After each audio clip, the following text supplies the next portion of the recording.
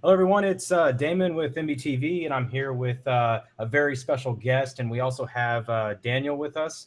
And just before we really get into the introduction, I want to kind of explain my journey into MBTI. When I first came across MBTI, probably about 3 years ago, I was looking for information rapidly, and I was trying to find as much information as possible.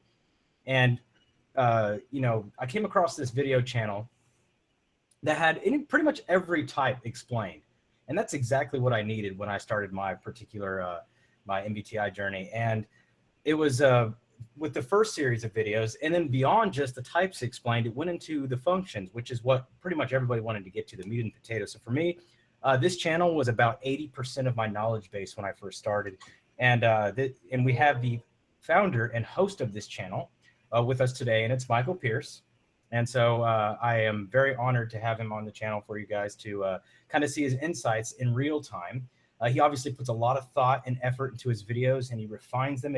I can only imagine how long his scripts take to write. Imagine, I write scripts and they take a while. I can only imagine how thorough he is with his scripts. So we're going to have him live today, getting that fresh insight, what's going on, and kind of how he sees the world, and get a little more insight into how he operates as an INFJ. And we also have an ENFJ with us. So I'm the outnumbered TE guy here, but it's good to see these different perspectives. So without further ado, Michael, would you please introduce yourself and maybe tell us a little bit about how you got started in MBTI? Damon's been very kind to me in his description, very flattering. So I'm honored to be on the show. I like MBTV. I've liked Damon's work, and it's actually been mutual with some of the insights that I found in Damon's earlier videos, as well as continuing on as he's expanded his work. It's helped me out, so it's been a mutual thing. But as far as it goes for me, I'm Michael Pierce. If you haven't heard of me, I have a YouTube channel. It is in the description of this video as well, not to interrupt. Oh yes. You can check that there. I talk about Jungian typology. I've been doing it for about 2.5 years, well, 3 years now, because you saw him 3 years ago. I can never remember, but for a while, I'm just my goal is to try to produce clear, straightforward, but thorough and deep content on MBTI. It's just me attempting to understand it along with everybody else. So for those of you who are subscribed or anything, thank you again. I don't say that enough, but okay, so we also have Daniel here with us as well. Daniel prefers ENTJ or ENFJ. I'm sorry, ENTJ. I'm thinking of myself. ENFJ. And so Daniel, if any guest is watching this from another channel, would you please introduce yourself as well? Sure. I'm have like the. Yes. Can you hear me fine? Can you hear me fine? Yeah, you're good now. I might cut in and out because of this connection. Anyway, I'm an ENFJ.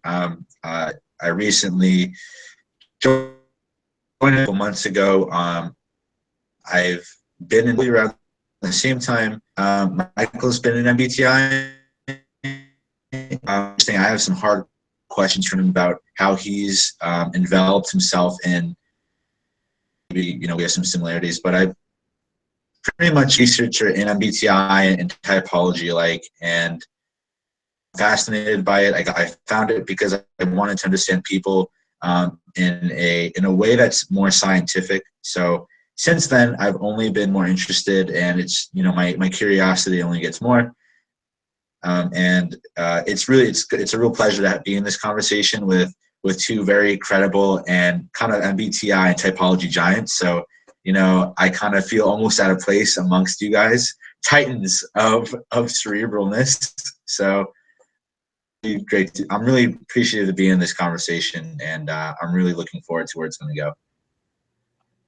Okay, so perfect. So we'll start off with a question for Michael. One thing I've really enjoyed about your channel is that you use a lot of philosophy to help enforce and support your conclusions about type, which I think is really, really fascinating. It's also very unique to your channel. You don't see this in a lot of the other channels. In fact, hardly any channels at all. And I think that's really interesting because you pull a lot of references and how they process and saw the world, which is a good demonstration of what you see, that a lot of this TE, TI, FE, FI comparison, analyzing their worldview, which is pretty incredible that you've been able to kind of pull that out. My question for you is, what made you decide that philosophy was the references in which you wanted to use and the most prime examples for the representation of these particular axes?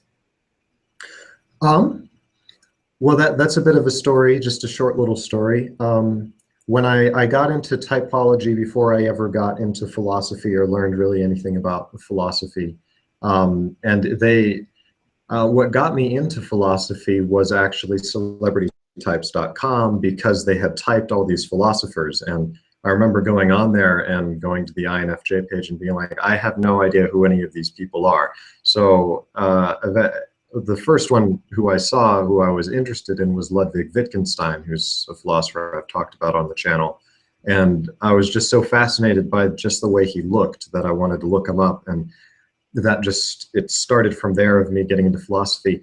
Now, at first it was just sort of, okay, this is interesting. They were sort of separate. But then I specifically remember David Thoreau, and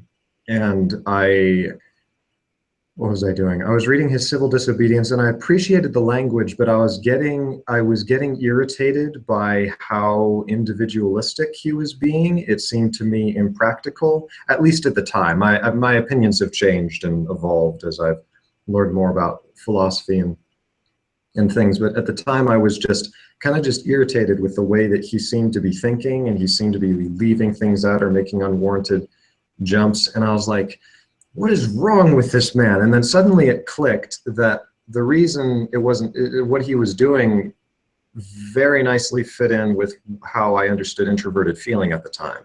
This was before I think I'd officially started making videos. This was like right before I started making them. And once I made that connection, that the reason that I was having trouble grabbing onto the philosophy was because it was coming from an introverted feeler, and it was very, what I think is a dominant introverted feeler. Definitely at the time, I was like, he's an INFP, it all makes sense. I'd want to do more research on that, but to make sure. But once I made that connection, then it was like, oh, it was beautiful, because I felt like it wasn't nearly as threatening. It was more, I was able to use it to round out my own perspective now that I had a better idea of where Thoreau was coming from. And then after that, as I was reading philosophy, and I had in mind the type that celebrity types that typed them as, and so I was kind of checking that as I was reading it, and that just naturally gave me more and more insights into how these philosophers thought, and then it just naturally went both ways, where I would use the philosophers who just sort of demonstrated perfect abstract cores, because they get so abstract and so pure with their thought that it makes for good demonstrations. So I just love philosophy and I love typology. I find they blend together a lot of the time, and that's about the story there. Yeah, that's a really interesting twist, and I think it's really interesting that, because I kind of had the same experience with philosophy, except I really had that same repulsion with FE. Yeah. Same thing, but with FE, I was like, what is this? Like, do these people not think for themselves? Oh, fascinating. That was my initial reaction, and I was a little lost on it for a while. I was like, what is going on here, right? I was like, what is the deal? And as I explored further, I was like, oh, okay, I see what's going on. All right, and now it starts to make sense. So I had a similar experience. Of course, I don't use it as a reference. I never claimed to be a philosophy expert by any means, but I definitely had that same reaction, but on the different side. Yes. Well, that's fascinating. Do you remember any specific philosophers at all, or is it more of just a general thing? It was a general. I don't have a specific one off the top of my head, but it was in general. And if I did, I'd probably forget it by now anyway. There was just so many philosophers I studied since then as well. And celebrity types was a good source that I used too back when I was looking at celebrity types quite a bit, and I was like, oh, I can see why this person sees this way. So what I did was I bought a bunch of philosophical books of people who preferred ENTJ, so I could kind of see maybe I would align with a particular philosophical perspective that was outside of myself. So that was a really interesting thing, and you know, which kind of transitions into my next question for you is, I don't know if you know any other INFJs personally, but in my experience with people I have professionally typed and INFJs that I've worked with in person or on the internet, a lot of them have this particular slant for philosophy. In your experience and what you understand about type, why do you think that may be? Um, if I had to guess, and I talked about it a little bit in the INFJ revisit video, that not explicitly, I didn't explicitly talk about philosophy, but working off of that, as I understand the INFJ now, you have introverted into, especially as the type gets a bit older and as they develop more, it tends to work more and more in conjunction with introverted thinking.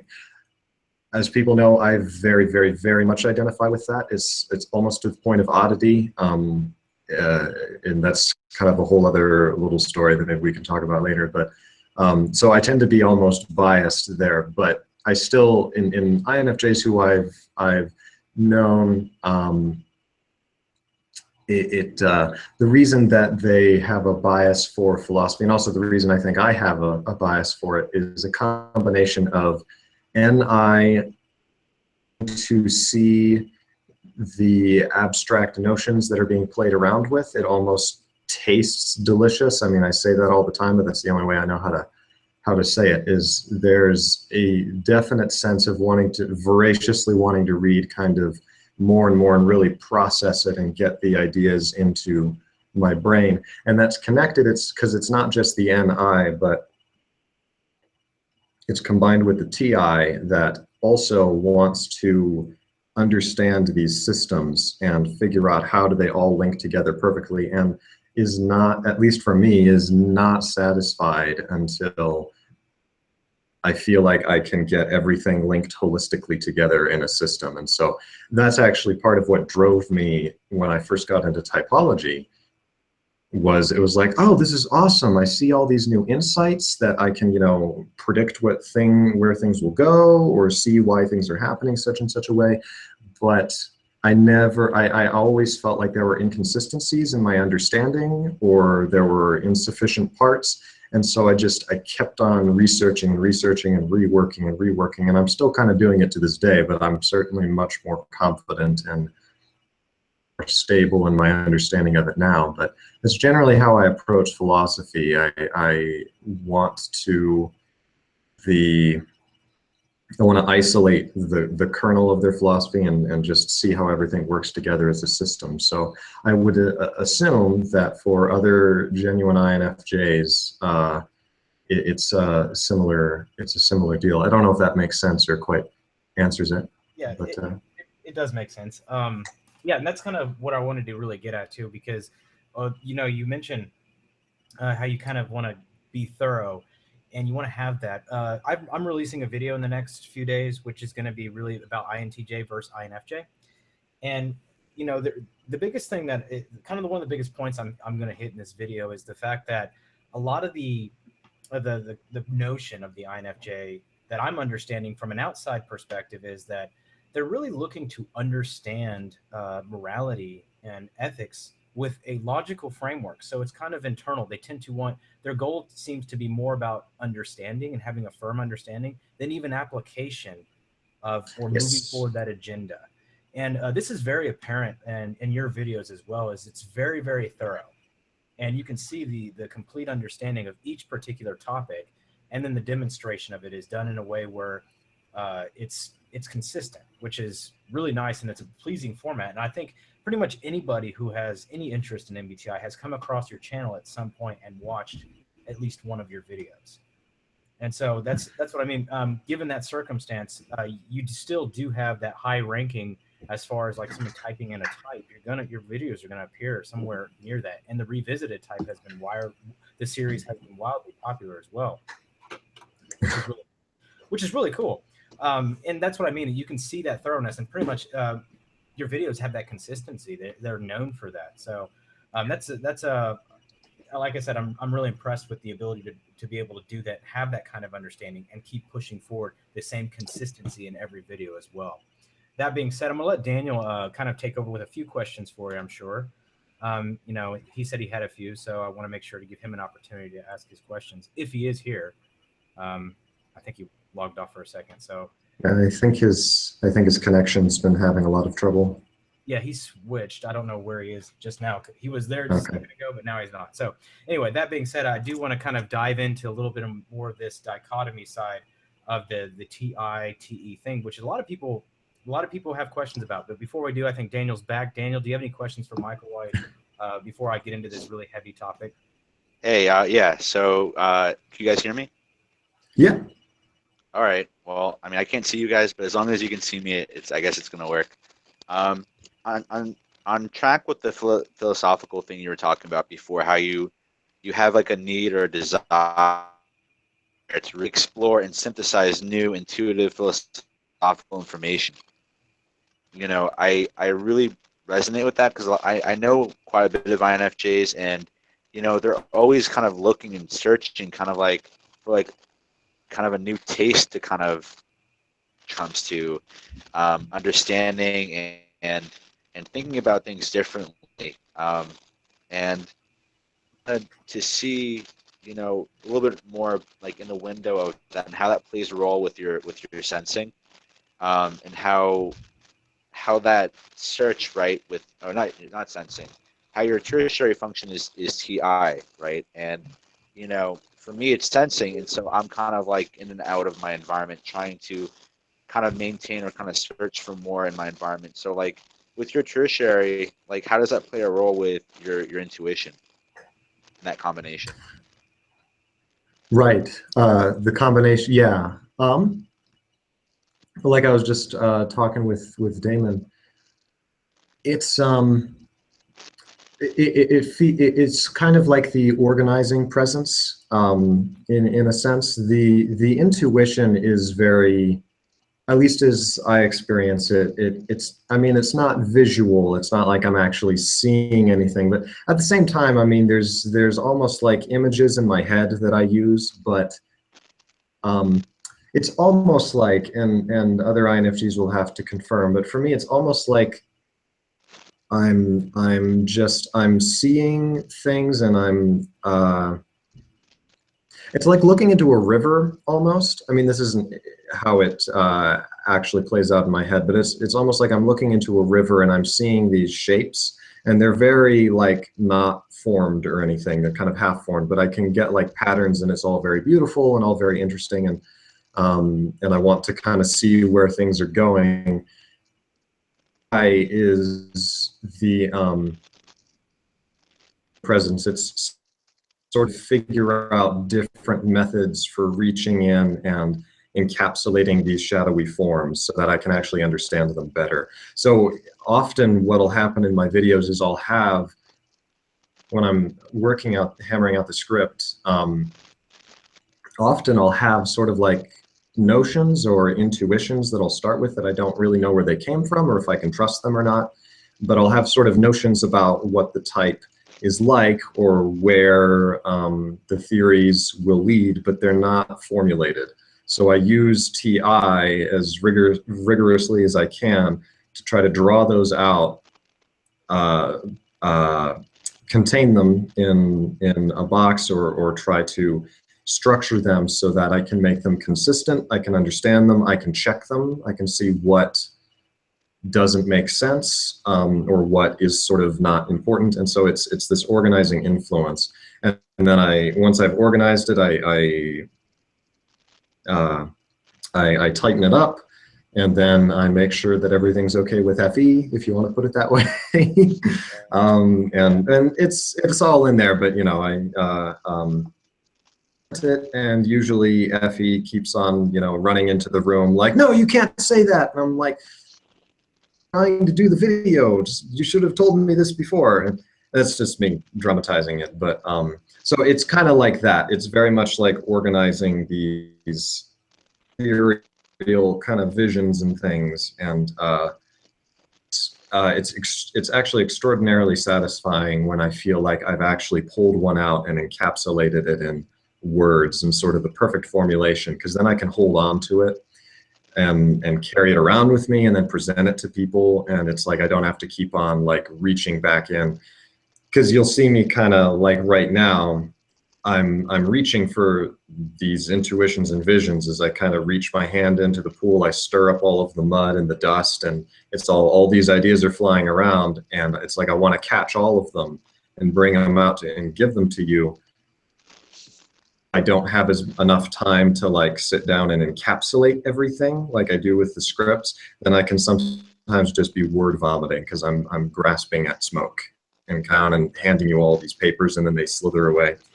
So now I'll stop myself. Now I'm done, because it's like, no, there's more getting away. But so I don't know if that answers your question, but no, it does. That's very interesting. I could visualize it as you were talking about it, and it makes total sense. Daniel, your microphone is really quiet, so if you can adjust it real quick. Can you hear me? Yeah. yes, much better, much better. Oh, yeah, no, that was really great to visualize. That makes a lot of sense, except I think I'm way more loose with kind of that process that you're talking about. So that's very interesting that you worded it in that way, because I understand that. Yeah. So you sort of have done that before. You just feel like you haven't been as concerned with it, or And no, like I really much so like to explore in the same way, except it's really about just communicating all of it and synthesizing all of those key other people. So unless I have someone to really bounce back and forth with, those ideas really don't develop, if that makes sense. And it takes me a while to get to that place. Yeah, interesting. Because for me, it's almost it's actually a lot easier if I can prepare things before I try to present them with someone. It's definitely helpful as like an editing process to bounce it back and forth with someone. But I guess that's the extroversion versus the introversion, because I naturally am like, I want to sit alone in a soundproof room so that no one bothers me while I'm trying to, summon these spirits down, if you want to put it that way. Yeah. Contain them in my germs of TI. Wow, this is really different the way than I do it. I'll tell you that. This is. I think. Fascinating. I think for me, it's a little different. Necessarily conscientious of creating that framework that you're talking about, Mike. Like where you're saying that you need like really solid proof kind of things to move forward.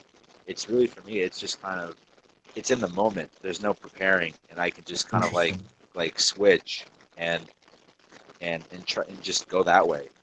And I'm really great thinking on my feet when it comes to my intuition. It's something I've learned how to do, and I don't even, it's so like I'm interested in creating a intuitive, logical framework, as long as I can explore those ideas and have it make sense to some underlying idea that I have, or to extend on it, or to change it.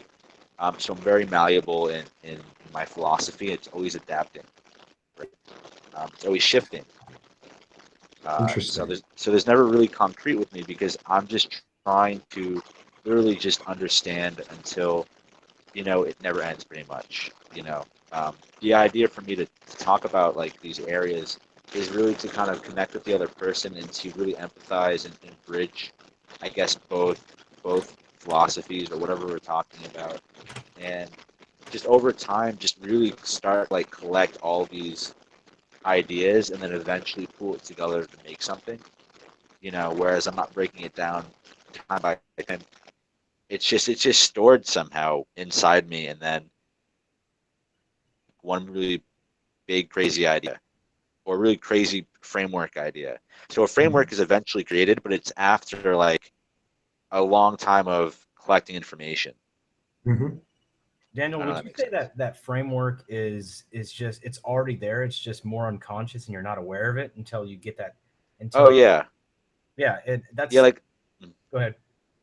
oh, like I don't want to admit something that it's factual or truthful until like I really explore that idea, and it takes a while to get to that point, and it takes a lot of self thought and a lot of vomiting with others and myself, and it just takes a lot of time. And I just find myself, I mean, maybe that's the five in me, where Enneagram five, where I'm just kind of like I can never have enough information to create like a finality with something I'm thinking about. There's no finality with my intuitive thoughts. Like it can always grow, and I'm always looking for them to shapeshift into something more. And you know, I'm always growing in that respect, new meanings behind things, and it just takes a while for me to get to that framework aspect. And then when it does, it's cool because then it comes out as like a really clear cut decision, you know? Interesting. So, Michael, Yeah. how do you I mean, you talked a little bit about how do you contrast with that? Like, as in, I mean, the TI is a little more, it's a little higher in that aspect in the sense of the functional stack. The kind of what I've heard, and then you guys can correct me if I've misheard it, but what I've heard is that, it sounds like Michael's a little more aware of his framework, and it's a little more workable. It sounds like Daniel trusted a little less, and it sounds like he's really trying to bring it from that unconscious. He has this really investigative personality. I'm going to dig in. I'm going to try to get all the data I want, but it's hard to really trust that data when it's especially hard to access, consciously, to access what's there, and you mentioned, you're building a framework actively. It's just a little more unconscious. And it's really cool to kind of see this introverted, extroverted difference with essentially what you call the sister types. Is that correct, Michael? Yes, that's what I referred to them in my original videos on them. Yeah. Yeah. And so that's what I'm seeing is, and do you guys have anything to add to that perspective? Yeah, well, I thought it was interesting as I was listening to Daniel, and then Daniel can clarify if he wants. Because for me, what I thought was very interesting is for Daniel, you said that there is no finality, or that it's really cool when you do bring forth idea or the more solidified version of it, but things are much more freeform. You also, I thought it was fascinating how you talked about it's very in the moment or on the spot, and that's where you work more. Because for me, I definitely, it's like that, but I definitely have these moments of finality where I feel like, yes, this is the idea. And then you give me a few weeks and I'll have, either it'll have faded or I'll have found other things that cause problems with it. And then I kind of start over again and come up with new things. But I do definitely have a lot of moments where it's like, yes, this is it. And there's definitely a feeling of,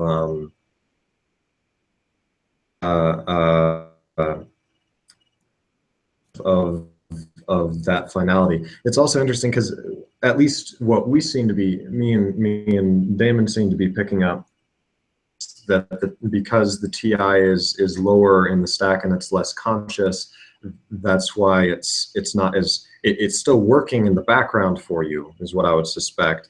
But that's why it's not as present in your mind, and it's also you aren't as trusting of that aspect of things. You're like, I don't want to put forward this logical idea and then find out it's not consistent. I really want to make sure.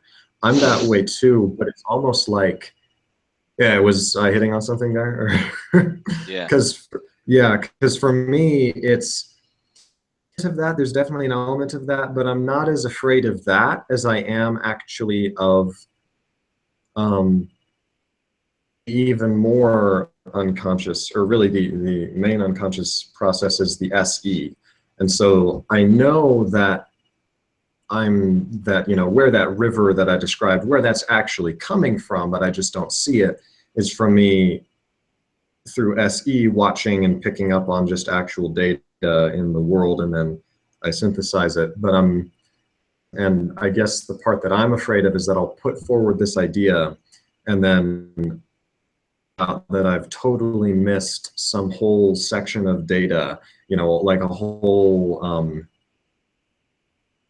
people in the community that I just wasn't paying attention to because I was so off in my own world. And it's like, oh, I totally missed this whole aspect of ENFJs, and I misrepresented them because I wasn't paying enough attention. And so it's like I don't know if that quite makes sense, but that's a little bit more of how it is for me. That's a really interesting aspect. I mean, it's really cool to kind of see that live right here. Is like you have the same untrustingness that he has toward this TI is like what you have toward SE. You know, yes. Like, and that's it's kind of cool to see that because you're seeing how he has, like he said, he has no finality. It's hard for him to make a judgment on logical information and go, that's it. You know, I got it. You know, whereas you can do that, but you want to make sure you do that a lot more actively, and you want to make sure, but once you got it, you're like, I got it. Right? Yes. My approach is more barbaric. I've got anything. Right? Yeah, I want to hear your approach. I'm really interested. You got anything. It could be like, okay, this is the way I'm seeing it, and I'm feeling uncivilized right now because the way you guys make it sound is like I've got this information, I'm forming this beautiful, magical thing, and I'm like, hey, it's a baseball. Let's see how far it'll go. You know? Oh, it's so true. It's so true. Take it and run with it. I don't care if it's finished. It's, for example, like I assert something before I even know if it's true because I want to test it in the real world. So if someone says, hey, you know, this new item does it, and the first thing I'm doing the first thing I'm doing is testing it. So if they're giving me something new or unproven, I'm like, okay, hand it to me. They're trying to give me all the reason why it works. I don't care about the reasons. Give me the stuff. I'm going to test it. You know, and if it doesn't work, then it's not true, right? I'm just going to get rid of it. And, you know, and I'll take it. And I was like, they say it's supposed to do this, so let's just test it out, right? Let's see what happens. Oh, that's fascinating. I look for that external validation for the logical consistency outside of myself. Does it work or does it not? And yeah. With the sensing side, but I'm looking for the truth in it outside of myself. I'm not interested in refining it in my mind. It's like I want to test its practicality. I want to make sure that it has application. I want to test its validity in the real world. And if it's not, I'm untrusting of forming judgments in my head about something being true or not true without that. So it sounds really barbaric when you guys are talking about crafting this beautiful thing, and I feel like I'm just taking it, smashing it against the wall. It's really, at the end of the day, it's really just to navigate my life to be easier. You know, I want there to be fluidity with all this information, you know, and apply it to my life. Well, my point is, it's like it's fascinating. It's fascinating because for me, if what you're saying, like, yeah, that makes so much more sense. Why don't I do that? And it's like, well, of course I don't do that because the first thing that pops into my head is, but maybe that test was an outlier. Maybe I need to do like, either I do like a billion tests and then I'll still have, for some reason in my head, it's like I want it to have this logical consistency in my head so that I know what it's supposed to, but it's really weird because I'm the one who's much more likely to walk up to you and be like, here's the theory, you know, here's my beautiful box that has taken me 10 years to like weave out of, you know, whatever. Golden thread. And that's why I said that. It makes me sound like I'm just like taking something you guys spend so much time crafting and I'll just take it and smash it. Like, you know, like, yeah, but it's like you're making sure that it works, right. Which is then part of why it's funny because I've actually gotten to know a number of ENTJs and it will sometimes feel like that where I'll be got this idea and they're like, oh, that's let me see if I can ideas, and they're like throwing it against the wall and like, wow, look at all these things I can do. And I'm like, stop, wait, I'm not ready for this. Slow down. It's not that good. And what are you talking about? If you come to me and tell me something has high durability, let's test it against the That's right. It's like, oh wait, no, I just meant it's supposed to have high durability, which is funny because it's like, it makes, when I realize that, I think I back away so much because I suddenly realize that a critical, like, this thing should have a lot of durability, and it's like, oh, well, let's test it. And it's like, oh crap, I'm being called out. Wait, what if it doesn't work? And it's like, oh no. And it's almost like a moral thing where I'm like, oh, I don't know if that makes sense, but I think that's why maybe TI users can sometimes, especially maybe with those who it's not dominant, I don't know why that is, but raised a little bit. Yeah, but I don't know, just a thought. But that's it's fascinating because they work in different directions. The same aggression against the wall, you know, like I'm Yes. about taking that and executing it and pushing it forward and seeing if it works. That same aggression is what TI users usually direct inward. Yes. And they yes. take that same aggression and refine their logical models with the same amount of aggression inside their head. Yes, that's a good point, because it feels like that. It feels like reverse of me taking the statistics or whatever information outside or idea outside and saying, okay, I'm going to run this through logical test after logical test after logical test and figure out all of the implications. You see that with ENTPs a lot, I notice, right. And INTPs especially, where they'll, which can sometimes, where I'll find it fascinating, but I know it can sometimes annoy people. Like, let me give a philosophical example. Zeno of Elea, who was a disciple of Parmenides, he was a Greek philosopher, and he was infamous for coming up with Zeno's paradoxes. If you've ever heard of those, it's Achilles versus the turtle, where he's basically doing a reductio ad absurdum to show how movement is impossible. And it's like, movement is clearly possible, and Zeno's like, no, it's not, because I've run it through all of these tests and it has all these logical inconsistencies. I remember there was an INTJ who was good for you. They were a fascinating combination, because like doing this, it was like a nerd argument, and they knew it, but arguing about, but oh, it was about like Gandalf or something.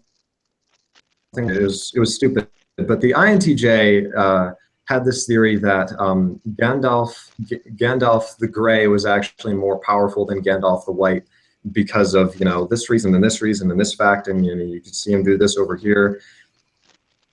I wish I could remember the exact reasoning. And then the ENTP was like, no, it's because of this logical thing that you understand that when he turned into Gandalf the White, he hasn't been around for as long. I'm butchering what it was. I wish now, but I just think how the INTJ was just looking at the ENTP like, he liked the trying to wrap his head around it, but he's like, there's something wrong with your logical spinning that's going on here. Like, it doesn't, it's like, what? Anyway, I don't know if you relate to that or not, but what's interesting about it is, you know, when you look into you know, Jungian work and Carl Jung's work, you can see that, you know, something that may be true in the internal world may not be as valid in the external world, and vice versa. Yeah. But he did state that the internal world is much more, not much more, but they're equally as real. They're both realities. Yes. And that's what makes it really fascinating. So, and it kind of leads to the question of, you know, what is a universal truth really? You know, I've got something that could be totally, you know, true in my mind and in my inner world, but in the outer world, it's not applicable.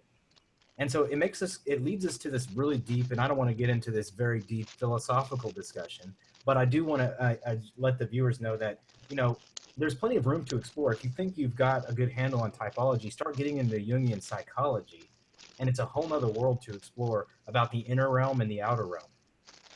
And those particular things, he believed they were equal, and the inner world could even be more dense than the external reality.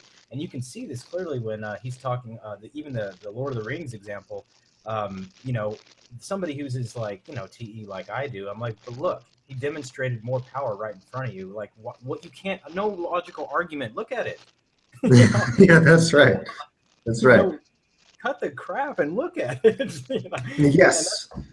You know, and that's why I said it's like for me, it's like smashing something against the wall. Does it work? Is it applicable? But then, that's why I've always referenced in most of my videos how TI is so thorough, because it's looking for that consistency with all these different criteria. It's a very sophisticated framework. And the same thing can be flipped over to FI and FE. Yes, I was about to say that, because that's how I rang about TE, because that's what I've been realizing, is it's like, I can actually relate to that through FE, because that's how it'll feel, where it'll be, I'll see an FI user who will have, this brilliant kind of and very consistent internal notions of value that are determining their actions, that are causing them to not necessarily regard certain or regard certain symptoms in the moment that I see, because they've got something going on inside. They'll, like Henry David Thoreau, who's explaining, these notions of you need to have your own individuality, or maybe a better example is Soren Kierkegaard, where he's talking about him having these feelings, or like he didn't want to do this because violate this principle, or violate this principle in the person, and I'm sitting, he looks sad. Him already, he's sad. Why can't you see this? It's like it's like that. I want to take his principle and I just want to use it in this way. That didn't come out as clearly as I'd wanted to, but it's the same principle. I just think it's fascinating. That's what I've often seen with I just released the FI video, so whoever's watching, if you haven't seen it, check it out. But one of the things about that I do mention is the same kind of thing as TI is FI. Our moral or ethical principles, anybody who uses FE can go, you're causing more conflict by trying to single yourself out in this crowd. You're actually disharmonizing everything. Yes. Yeah, and yeah, you're messing everything up. And yes, and that's kind of that FI individualism that you talk about in your videos too. It's like, stop messing up everything. You're making everybody upset. Yes, and that kind of thing. And it's the same concept, right? It's not always applicable in the real world. But it's as long as it makes sense here, we're good. Yes.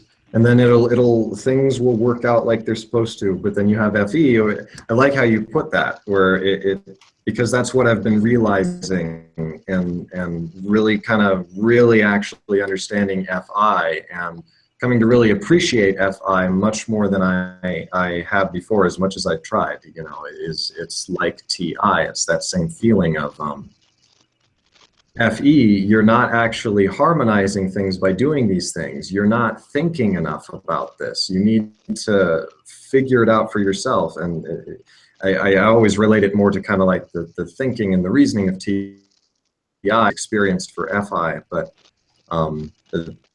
I'm giving it rationality, because I don't want to keep on accidentally devaluing it or anything. But so you'll have to explain your ways to me, or other FI users out there.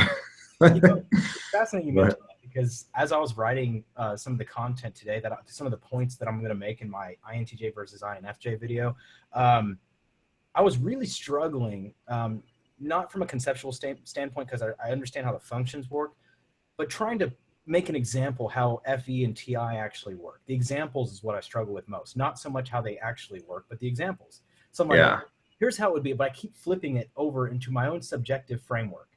And I'm like, that's not how it works. That's how I work. And I keep trying to make those examples, and then always when it comes to the TE-FI examples, I can do it like that. Anything like that, I can do it. I can, FI, TE, TE-FI, it's easy. But then when I have to do FE-TI, it's like, okay, how would this person process? I have to think about this function, and I have to think about this function validating this function, right? So an FE action has to make sense. So the way I classified it today, so whoever's watching gets a little sneak peek on this video, but the way I classified it was, I didn't use this exact example, but it's a real example of how it kind of works, at least in my mind, the best example I could come up with. If we look at antibodies, right, and the blood type, and we have these little receptors on particular, cells like our O type, A type, and they can only receive or donate or whatever. Point is that if you see something that you have this modeled framework, especially in the INFJ, because that's what I was really focusing on, is this modeled framework of the proper action for every scenario that could possibly happen and pulling from that framework to use the right action. And it happens like that, you know, and it's like, because you see the classifier externally, you know, here's the classifier, here's the thing, because TI is very concerned with analysis, classification, prioritization, and organization of these particular thoughts and structuring. And so classification is a big thing. You see a classifier, go, okay, this is a classic case of sadness. Here's the model I need to use to address sadness. And that's not how my mind works at all, right? The FITE approach that we use, and the people who prefer this axis, we go, oh, okay, that person looks sad, so how would I like to be treated? I use FI, and now I'm going to treat them how I'd like to be treated. Yes. It's not always effective because you get really subjective. Yeah. And struggles with accommodation because of that. It's like awkward. You know? Yes. Yeah. I expect that. That's fascinating. That thought hasn't even ever crossed my brain of the antibodies, but that works very, because I was actually using it a little bit in the ISFJ video. I don't know if the revisit that I did, but I didn't even realize it. But I drew, without thinking about it, to represent TIFE. I drew this circle, and then I drew like these little structures on the outside of the circle, and then drew like others fitting into it, and that was the FE, and they were governed by how TI had structured them. And it was just like an antibody. But that also with the FI, that's exactly, I've told the story a little bit before about I once had to work with an ISFP. Bless his heart, I feel bad for him having to deal with me, but anyway, I'm not going to get into all that. But that was sort of the core problem, is he wanted so badly we both wanted so badly to be nice to each other, but I was doing it by, okay, you're looking upset. This is how I've seen upsetness work before, and also very much of, this is what makes sense to me for me to help you out with this. And so I would do these things, but he felt like I was being fake. He felt like it wasn't really me, because in a sense it wasn't, because it's like, why would I bring myself into it? It's about what is best for you. Whereas for him, whenever he's trying to help me, he's like, what's really important and what is how would I feel in this scenario? So we're bouncing off each other, because what he really needed is for me to really somehow look into him as an individual on his own, with his own, everything individual for him. But I kept on naturally just, I couldn't think of it any other way other than bringing in other scenarios or out in the air. But whereas for him, he couldn't get through to me because he's always thinking in terms of, it's basically what you just said, but I'm just echoing you. That's what I thought was really interesting. You just said was, why would you put yourself in it? You're looking at it totally objectively, right? Here's the objective human issue. Here's the framework that I've built logically that makes sense to fit this issue. Yes, yes. And there is definitely, like, because I do think of both types, both axes will claim that they put themselves in the other person's shoes and that they're being empathetic, and they cling to that, but they're not doing it in the same way. Right. And it is more strict. It's actually empathetic. It's actually, at least it thinks it's feeling. It's so complicated, but you cut out, and I want to hear that last sentence you just. No problem. I was saying that FI. Well, the way it works is FI. Both are putting themselves in the shoes of the other person, or at least that's what they're trying to do. But for FI, they're actually like feeling what the other person is feeling, or at least what with the closest they feel that they can get to feeling what they're feeling. Whereas I'm putting myself in their shoes, like you said, in this very objective way of, If I were in their position, factors would be making me feel this way. And that's part of why when the ISFP would get something about certain things, like he would be offended by something, and I'd be trying to put myself in his position of like, okay, they've said these things to him.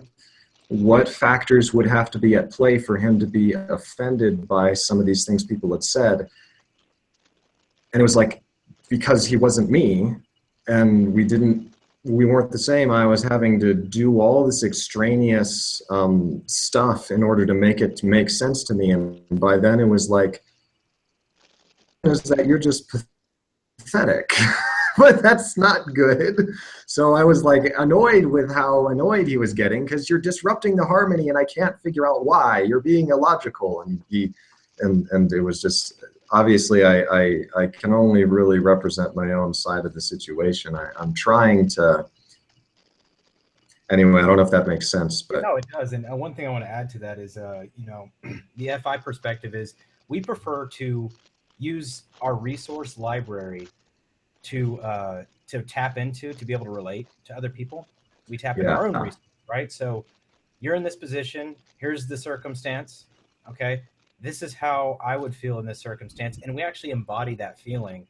And then we look at how that can be handled in a very TE way, you know, and draw on our own emotions and inner experience to be able to solve, in the FI sense, to solve their issues, and to relate and understand. The FE perspective is they prefer to draw out the emotion and draw out the issues, so it works in a more tangible way in the real world. So that's how try to elicit more of that, try to bring it out. Like, okay, they want to get that objectivity. Take the subjectivity out. I'm not going to tell you how I feel about it. I'm going to get how you feel about it. And I want to make sure it's clear. Right? And so the FI person is more likely to say, yeah, I understand how you feel, where the FE person may feel that's inappropriate. Yes. I have often, whenever I do, there have been occasions when it's been like really, though it's funny because it's never that I never say to myself, now that I think about it, say to myself that I know what this person's feeling, or that I feel what this, it's always, even though I might even say that just because it's the conventional way to put things, really what's going on is I say, I know, you know, this makes complete sense to me. I've been through that, and what you're describing, it's like linking up perfectly with my TI, and it's like, you know. And hey, Michael.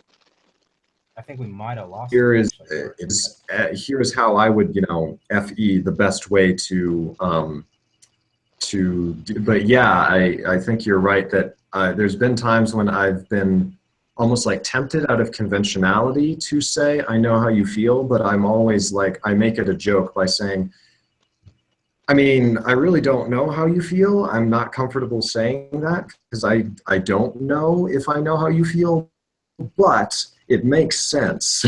And I've been through it, and I try to make it a joke and be, but yeah, also the notion of FE, I think that's very correct, that it wants to draw out the, when, you know, I know especially, and Daniel can chime in here, but the ENFJ friends who I've had, or people who I've worked with, I have noticed that it's interesting. They mirror the INFP in interesting ways, where both types will tend in their own way to very much play kind of like therapist, where the INFP is like, yes, you know, I wanna know how you're feeling. I want to get the actual feeling content.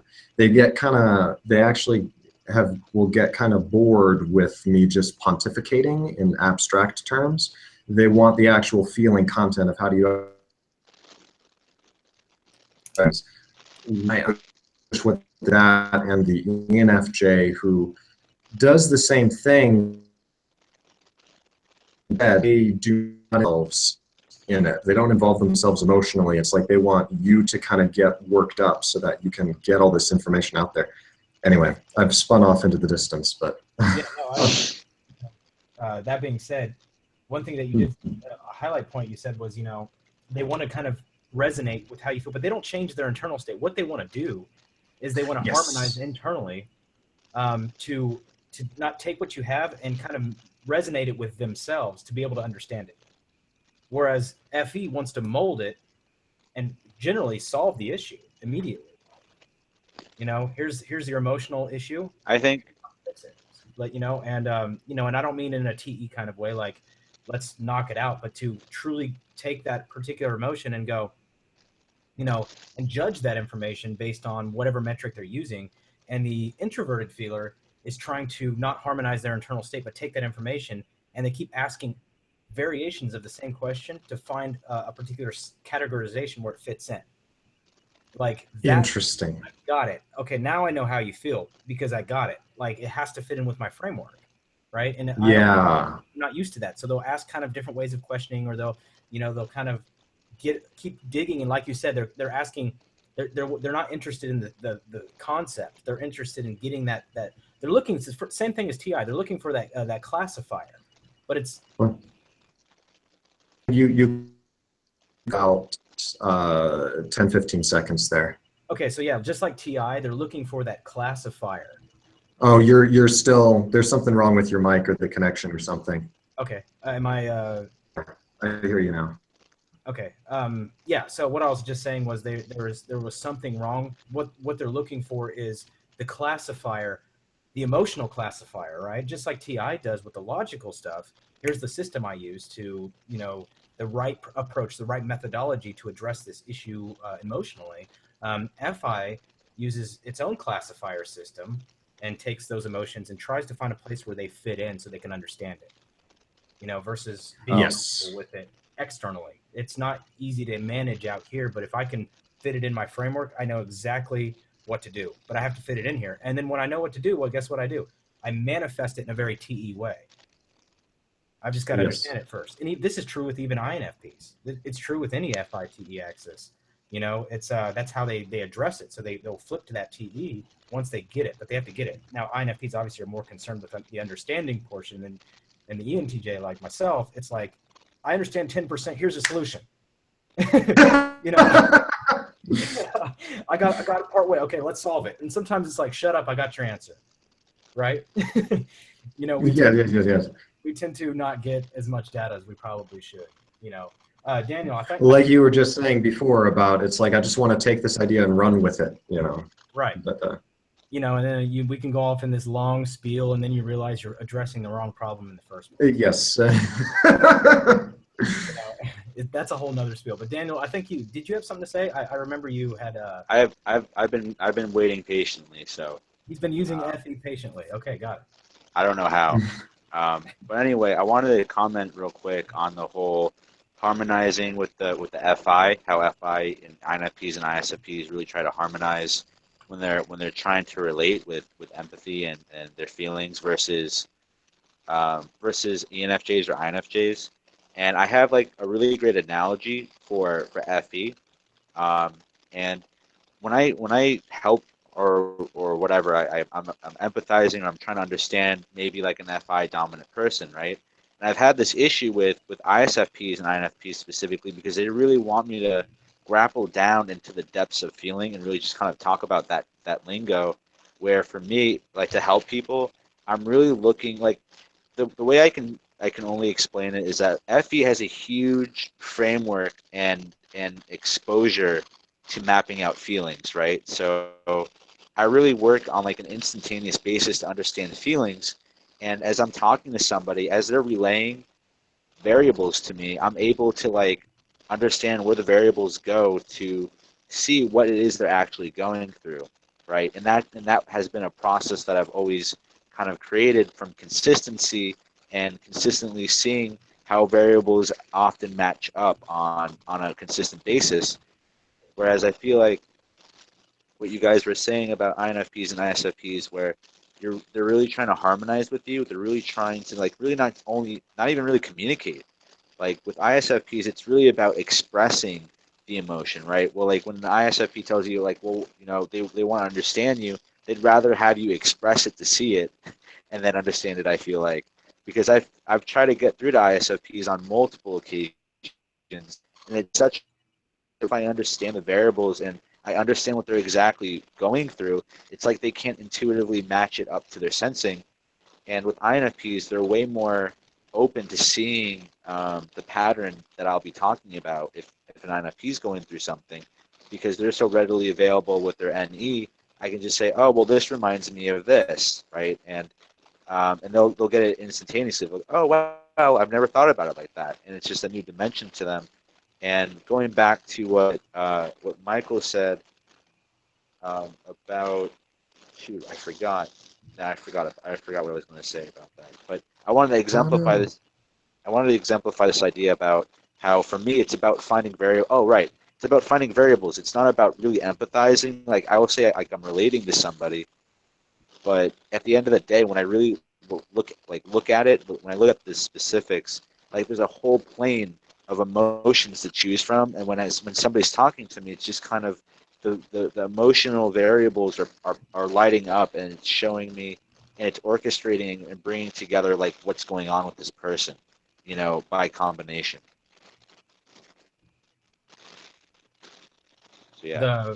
The one thing I do want to address that you did say too, Daniel, is that the ISFP is concerned with expression. That is true, but the word I wouldn't use is expression, because it makes it sound like they want to put their emotions out there. That's not what they want to do. Usually they want to model their expression, but it's not exactly expressing. Yeah.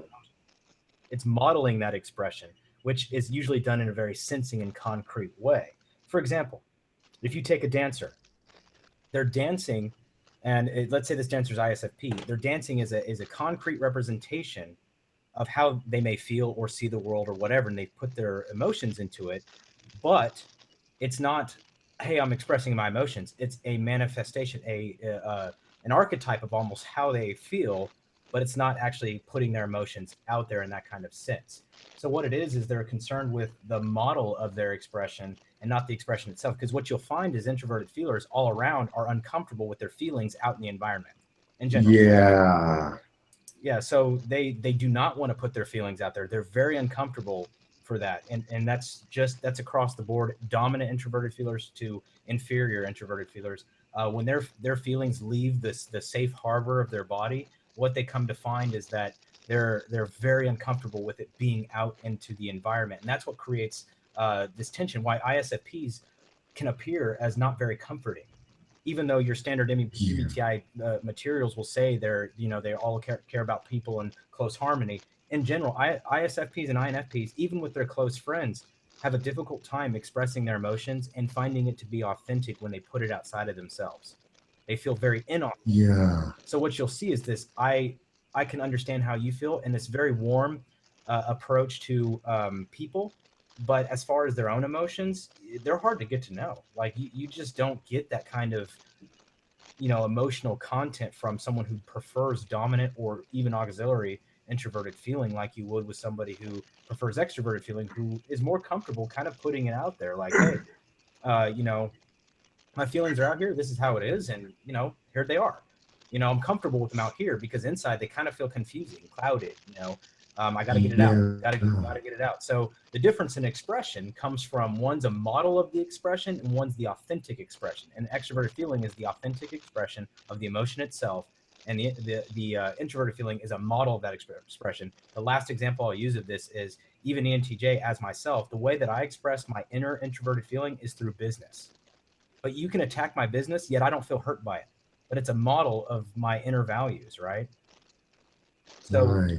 that's a kind of good a way to look at it, is it's a model that's modeling it, but it's protecting the sensitivity of the introverted feeling, because it's very sensitive to the external environment. And anybody who knows, once they get to that introverted feeling, oh man, that's a sensitive region in any introverted feeler. Yes. Yeah. I love that. That made a few things click for me. So thank you for that, because that's just perfect, because that's very similar to how I feel about introverted thinking, but it has nothing to do with the feeling. It's It's just about these ideas, but it's a similar thing where it's like I'm not comfortable sharing the.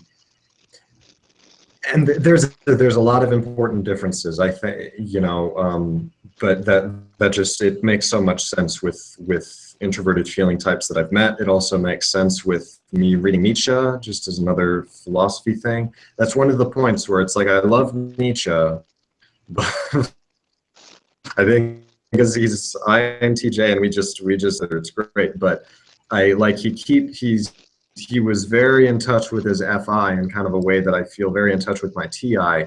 And it's only until recently that I've, he makes a lot of these statements where it's like, man has to be lonely, or man needs to be, conserve himself, or I don't want to put my emotions out there. Like, I never understood, like, what are you talking about? Like, I don't understand what you mean. And like I can understand this in a very conceptual way, maybe, but not. Yeah, when you say that, it's like that makes so much sense, especially in ISFP. That's almost like possibly the biggest our family that I started studying is that the rest of my family is much more comfortable with we know how you're feeling because we're expressing it.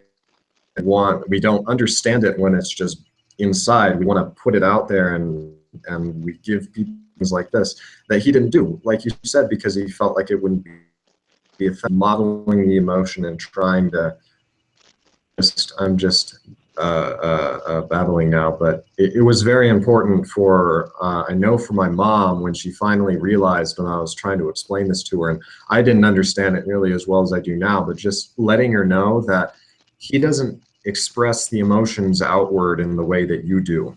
So don't feel bad if he's not reacting in real time to everything that you do, or if he's not looking over at you like.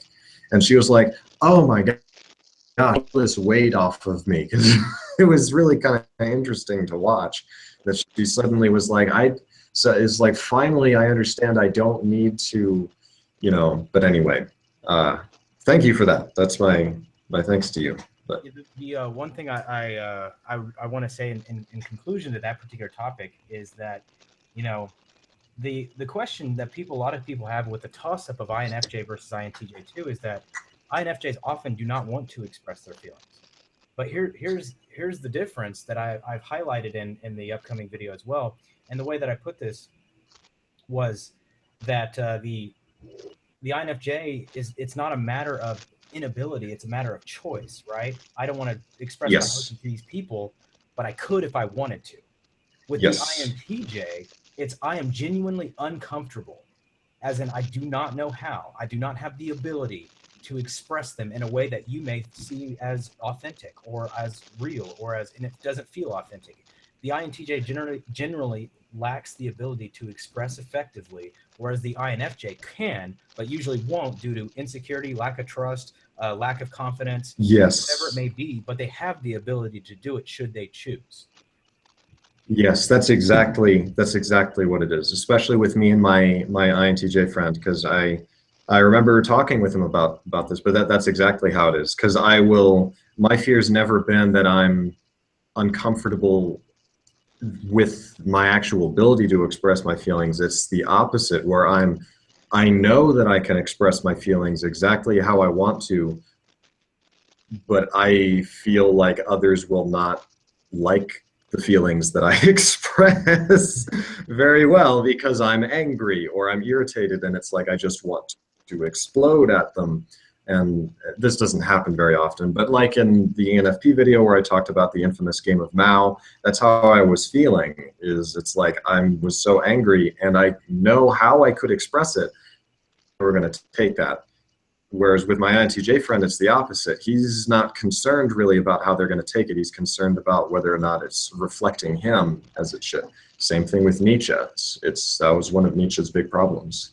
Yeah, so that's really what kind of I'm trying to highlight is like, yeah, it's not for INFJs it's choice. For INTJs it's genuine uncomfortability. Like I don't know how to do it. Yeah. How do you do it? How do you effectively express yourself? I have no clue. So they tend to be very socially awkward, even if they try. Yeah. With emotions, they just like, I don't know. I'm awkward, right? Don't hug me. You know? Yeah. And you know, it feels almost like the reason that they're like that is not that, I don't know. I don't think that it's the INFJ is actually like just better at expressing their authentic feelings perfectly. It's just that the INFJ isn't caring about that. So they're actually incredibly sloppy as compared to how the INTJ is about expressing their feelings. The INFJ just kind of throws the feelings out at the wall until they feel like they've gotten it all out.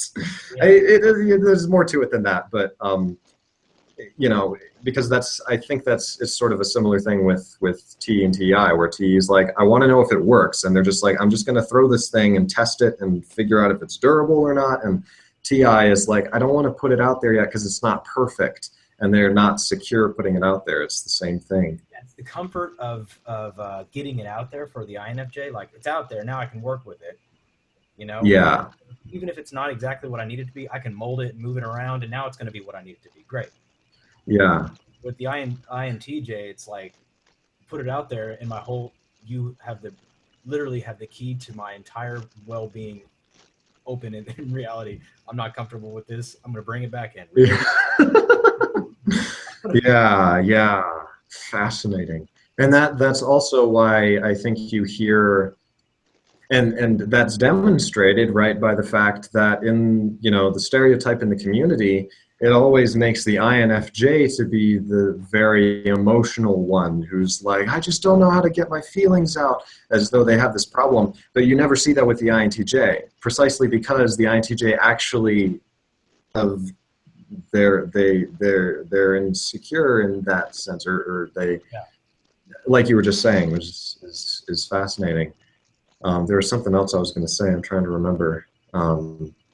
Well, it'll come to me later. I didn't know if there was more you wanted to get off onto, or. Oh man, there's always more. So, you know, I try to limit my crazy ranting because I can go, you know.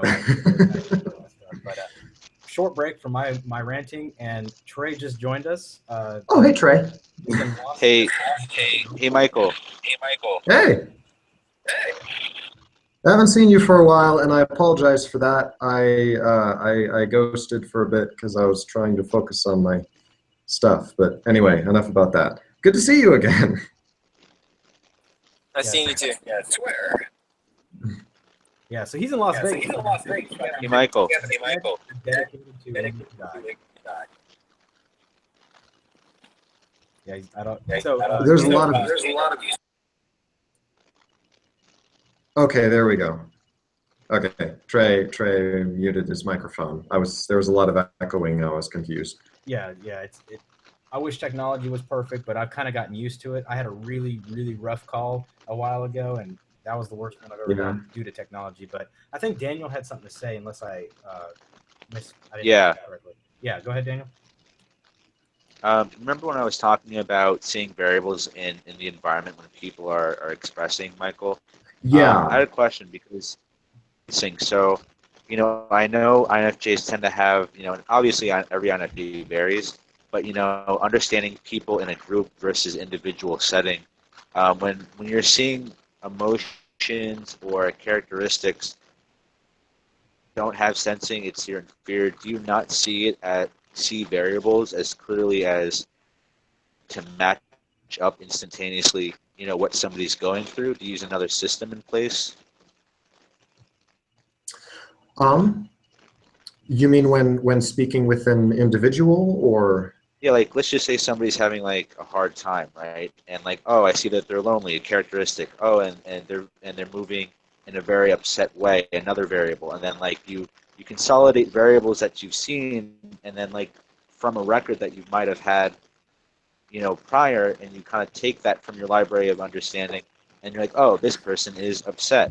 And so I kind of rapidly recall all these consolidated characteristics to like really kind of effectively help people. How does that play with your sensing or the way that you interact with people? What kind of systems do you use when it comes to understanding people?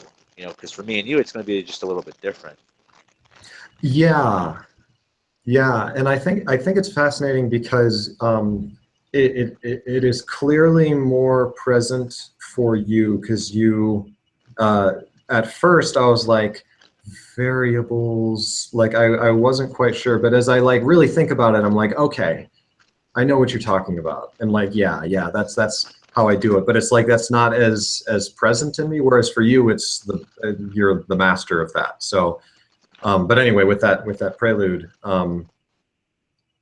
it and that leads actually into the sense that I don't know, I've hesitated from ever officially anywhere suggesting that there's an actual like, because the dominant and the auxiliary functions are the strongest, but sometimes the type themselves won't feel that way. They'll feel at least that the dominant and the tertiary are the strongest, not because the tertiary is actually stronger than the auxiliary in any capacity, but because they sort of want it to be, because because I'm not even quite entirely sure. There's something about the tertiary, at least for me and for others who I know, that's very alluring. I think a lot of people can relate to that. But anyway, so that's more, that tends to be more, but so as a result, the FE and the SE kind of, I'm not as focused there. But like, for instance, in this conversation here, I react if I were to try to break down, I have to like kind of focus to see how I'm actually doing it in order for me to break down the process, because it's like I'm watching, it's like I'll see Chad and like I'll see Chad laugh or something at something that I say, and it's like, okay, perfect, I'm on the right track there, because that's a signal to me. And I feel like the levels of the laugh, or the way it is, or if it were like, if I registered it as a pity laugh, then that's like, oh, that's a very bad sign. So, oh dear. So for you, there's kind of like a delay then in registering that kind of. It happens without me really thinking about it. It happens in the moment, but it's like like I said, I'm not really thinking about it. In terms of like, it's so ingrained in me because I'm mainly focused on, I want to talk about these ideas, but I've got on the other side this maintenance kind of thing going on the side that I'm not as focused on. That's like making sure that, are people comfortable with what I'm saying, or what do they seem to be doing? And sometimes, honestly, I think I do, not a lot, but I do know definitely with SE, but not as much with FE. I can get so focused on explaining the idea, only like after I've kind of been getting it out, that I'll like. So I think there is a bit of a delay, maybe. I don't know if I describe it as a delay, but it takes a little bit. That might have not been the best way to describe it, but from what you're describing to me, it seems that like the level of efficiency with it may be a little bit off. Because I know some INFJs personally, and I've noticed that they when they know people one-on-one, they can really understand somebody, right? Because there's that patience there. There's like that.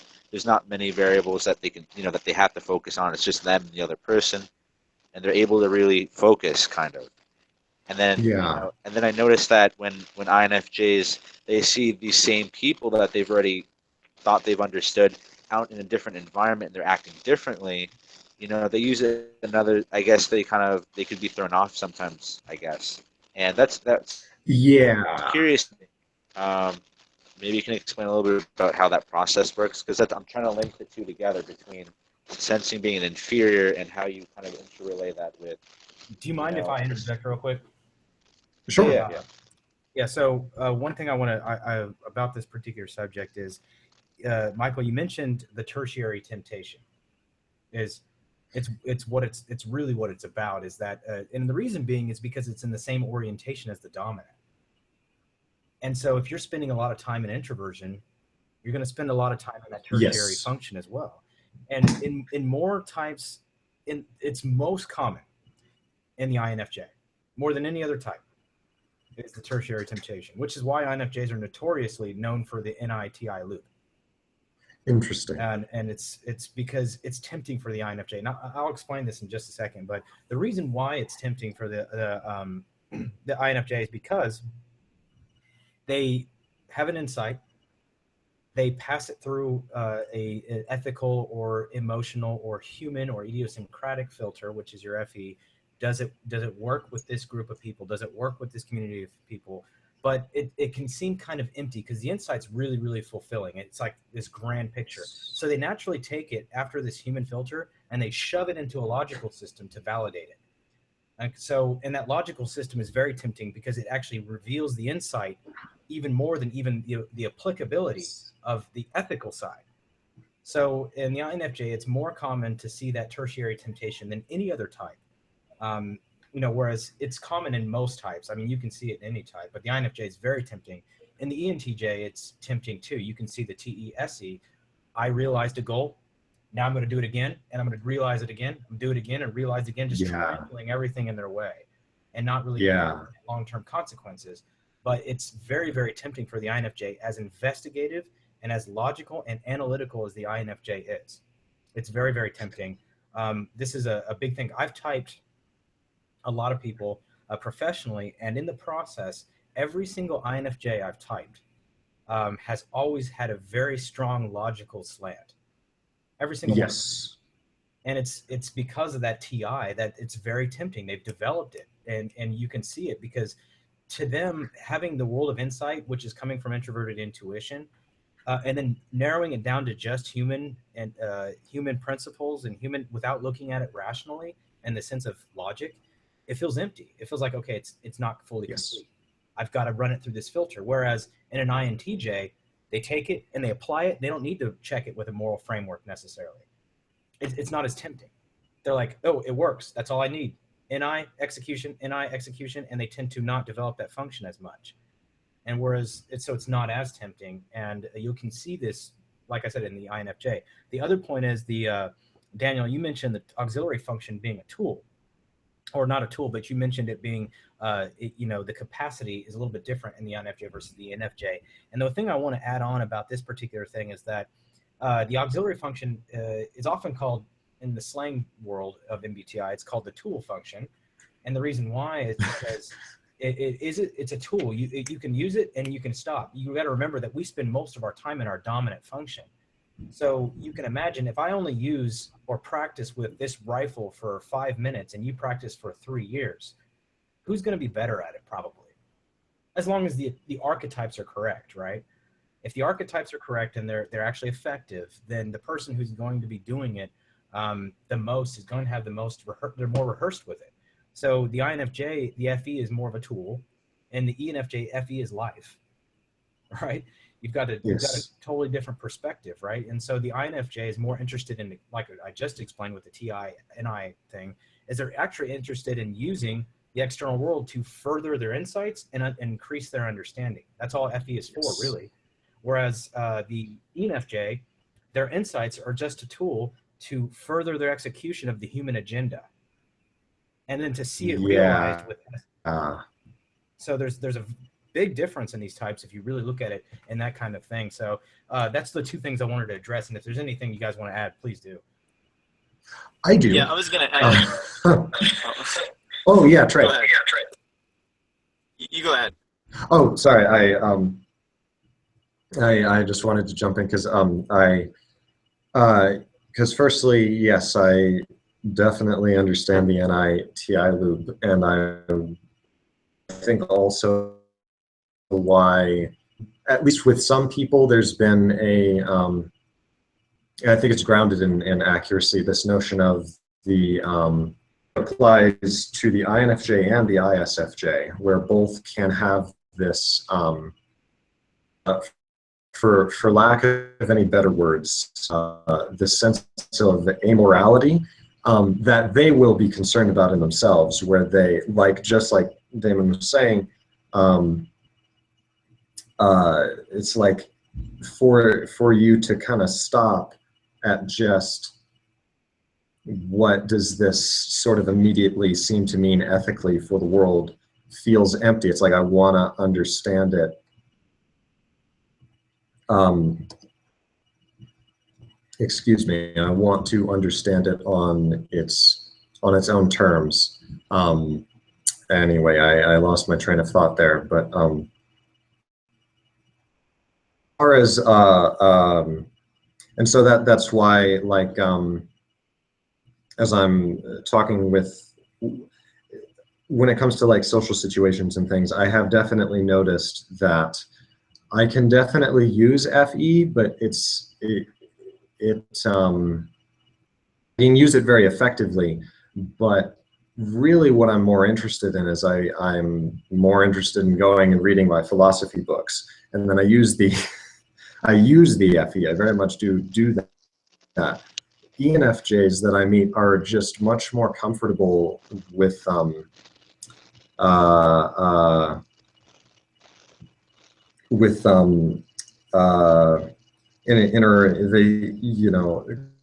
of ENFJs who are shy, and there's a lot of extroverted types that are shy, but they're able and willing to you see what's happening right now is I had this idea and I'm trying to bring it out, but now I'm suddenly like, wait, that's not consistent, right? That is, and I halt myself. It's like I literally can't go forward, and so it stops it. So I'll just let one of you guys take over now. I know Trey has some thoughts. That's a really maybe when I bring in what I was gonna say, you'll remember your realization. So the idea was that you guys were talking about the tertiary function, and I think that for me, I really do flirt with the tertiary function quite a bit, especially being a type 5 ENTJ, because there's like, I'll be like doing something and I'll be like, oh, I know how this will turn out. This will go exactly in this this order of events, and I'll have it all calculated. And then and then afterwards I'm like, but what if I'm wrong? And so then I'm like, maybe if I just like jump in, I'll be right or wrong, and then I'll know. And like, because what I'm looking for is something to surprise me so that I can understand it better than I already do. And so there's this flirtation of, should I leave this here, or should I like jump in and see if I'm right, so that I can grab like a better understanding. So I definitely agree with the tertiary sensing flirtation. That was just what I was going to say for me. Yeah.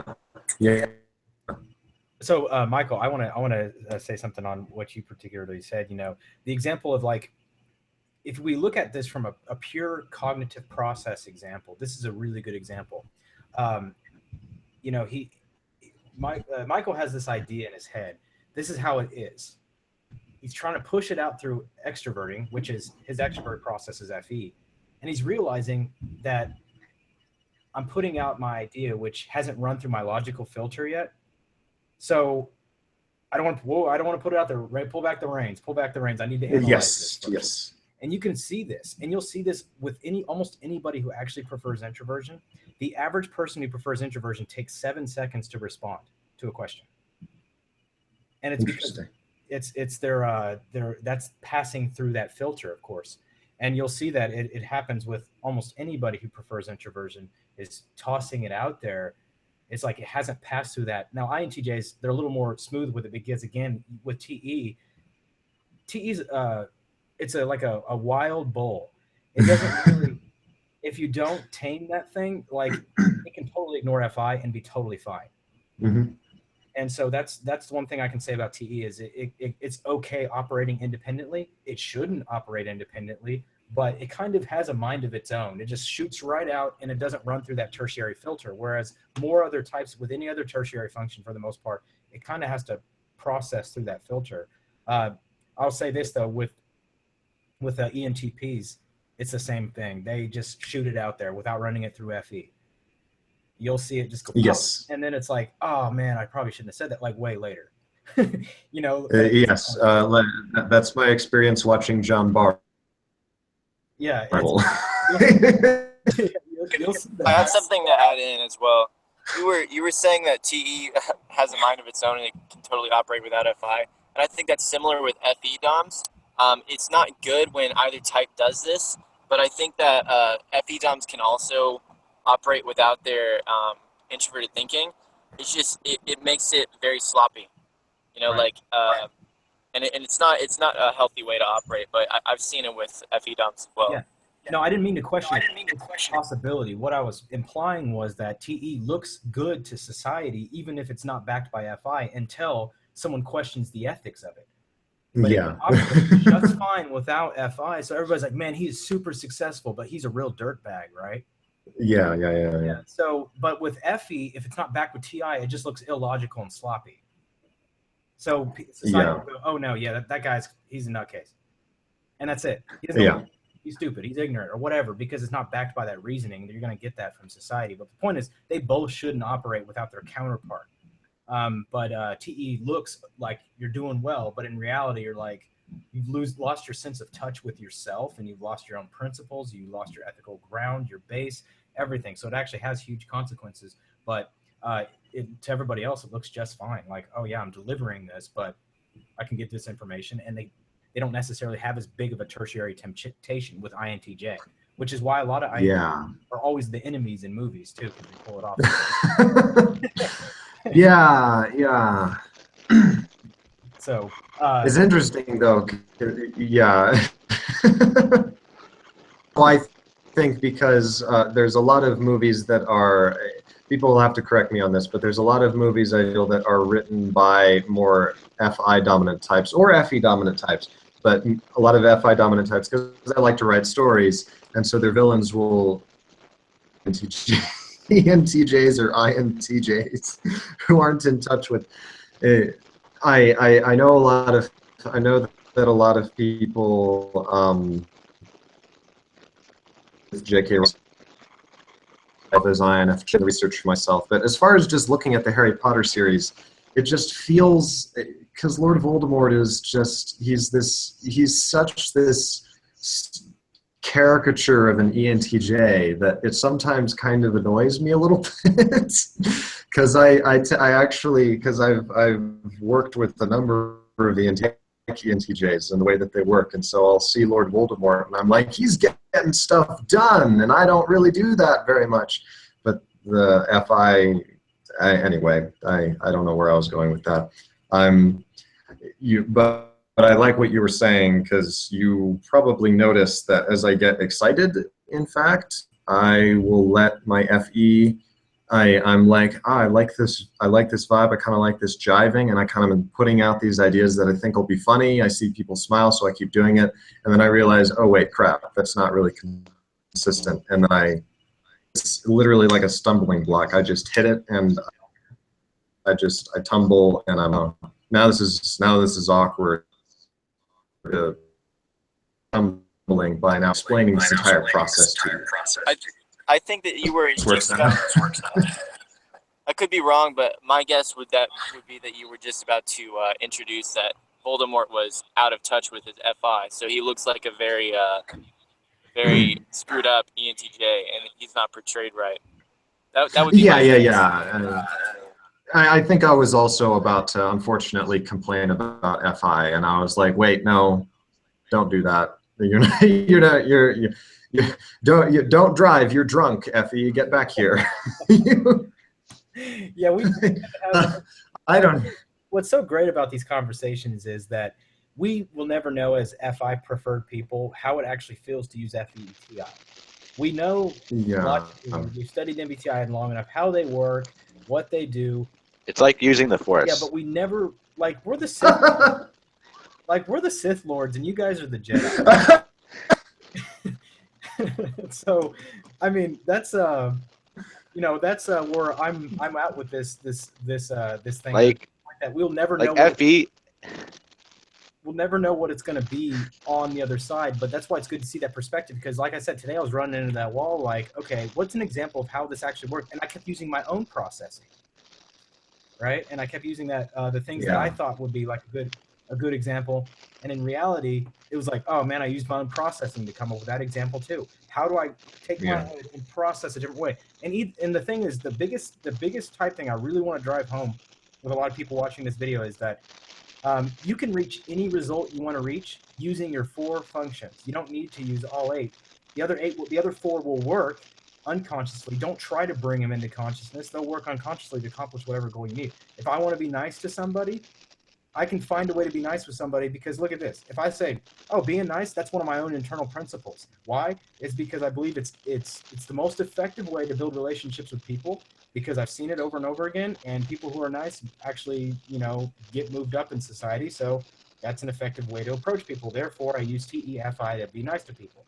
So we're not looking at and classifying behaviors as functions, and that's what I've been trying to drive home in my latest videos. That's what it's going to be about. It's like, we've got to stop classifying behaviors. TE doesn't do this, and FI doesn't do this in the sense of behavior. It does it in process, but we don't look at process. We look at behavior and say, oh, that person uses TE. You don't know how I got to that conclusion. You have no idea how I got to that conclusion, right? So I got to the conclusion, but we're judging those conclusions, and that's not the way that we really should approach, cognition. But that being said, we do have some questions on the comments, which I have not checked in a little bit. So let me get. Michael, there are some questions for you. So let me scroll up a little bit. I saw one that I don't want to miss. And one of them was somebody asked, how do you use SE in your personality type? Oh, interesting. Okay. Oh, SE. Well, earlier I touched on it a little bit near the beginning of this, but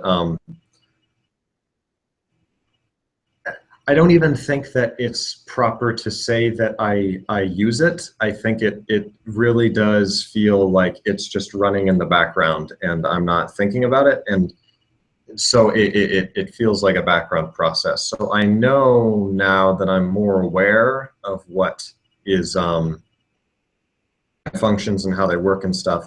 I can kind of, sense that where my NI, visions or ideas are, my NI conjectures, as I like to say in some of my videos, because that's how it feels, is I'm conjecturing about the future, but I'm conjecturing off of data that I'm not aware of where I got it from. But I can, it's almost like I feel or sense that subtle flicker of when it passes into me, the moment that one of you guys smiles, that my FE reacts to, but like a facial expression or something that my SE just happens to pick up on, and it slips in, and it's like, oh, and then I put it on the data plot. But I'm not. I mean, more than that, I'm not. It's not really under my control. I have noticed that in situations where I have to be very detail oriented, or I have to be very in the moment, sometimes I can do it. Can be very exhausting very quickly. Like for instance, and sometimes it's actually kind of nice to be in the middle of or like a sport or something, where suddenly that's a classic way of somebody into having to be in the moment, at least for me. And so when I'm in that situation, in a weird way, it can be kind of relaxing that I'm finally turning NI off and I'm just, going with the flow, and I suck at it, but it's kind of relaxing in a weird way, but it's also exhausting. I know that I can sort of pseudo SE mode, where it's like I'm going to stare at this keyboard and I'm going to try to take in every single detail of the keyboard, but it almost feels like I'm using my finger to kind of, trying to think of a good example. It's like I'm taking a magnifying glass and sort of sticking it up to little individual parts of the keyboard, but it's blurred as I do that. And it's like, no, I want to see and take in the whole keyboard, because that's SE, right? I think. But it's like, I'll be doing it, and next thing you know, I'm thinking about how SE works as an abstract process and what this means for humanity, and it's like, oh, I don't know what's going on anymore. What's your keyboard but humanity? Yeah, what's the keyboard? I'll just be going along and be like, I just had an insight about Nietzsche. Thank you, keyboard. And it's like, what? No. Yeah, I don't know if that answers the fine fellow's question. Yeah, I got another question. Amazing Manny, you said to Michael, Yes. what do you think is the best way for INFJs to be productive without the use of TE? Manny, I'm going to ask you to clarify what the word productive means, because it's difficult to answer that question, because productive can mean a lot of things. So if you can clarify that, I'll be happy to let Michael know what your question exactly is. So Manny, I'm going to give you a little bit to clarify that. In the meantime, let's see what else we got. Yeah, we got another question. Would FITE be like using TE to help achieve what you want, and TIFE would be trying to understand what other people want and dealing with it? It depends on the order of functions, Eli. FITE. Yeah, TE would be the mechanism which FI uses to manifest its vision. So when you look at a well-developed INFP, they have an inner vision of how they think things should be in the sense of ethically, and they usually take strong action in the extroverted world to push their FI agenda forward. And you'll see this in either axis, ENTJ or INFP, and their approach of it would look somewhat similar, but you'll see the process is quite different in which they do that. Like I said, a well-developed INFP can push their agenda forward just like anyone else, but they do it from a center of their FI, which is that's the driving force. That's what they're really looking at doing. That's the core motive. And so yeah, we can talk about the inferior function and how it plays a role. So, but Michael, do you have anything to add to Eli's statement? Yeah. I know that in the past I have, tried to codify the two axes as, and it's always troublesome with language because of all the things going on with it. But if I understand the comment correctly, then you're essentially asking about, because the way that I see it is I do think that FETI in general is because of the way that TI is more about understanding and communicating, kind of like in that the old analogy that I call it old, it's like maybe a year old or something, but that's old on YouTube, of the translator in a foreign country, whereas TEFI in general, as a whole is about if you want to put it crudely, getting things done. But the I tried to use was of surviving of the wilderness, going and things like that. But just like I think Damon put it much better, and that's how I've kind of moved. Is it's more about manifesting a vision. TI, it is actually very similar, but it's more about communicating the vision, if that makes sense. Or more about communicating the TI kind of thing. I feel like I'm muddling this, I'm afraid. So, I think I can add on to what you were saying, though, and I think what the position we need to come from to really get this question answered effectively is, the question is that essentially how do they operate? And I think the main thing that we need to notice about this particular thing is that the FITE agenda, you can't look at just that axis, because the four functions is what creates the personality, right? So yeah. It's about a worldview. And so if you go just FITE or TEF or TIFE, it's kind of a limited question, because we're trying to pull it's like taking my heart out and expecting, what is this going to do? Right? Yeah. You can't really get there. That's why I said, like if you look at the INFP and the ENTJ, they have the same judging functions, but their world perception is entirely different.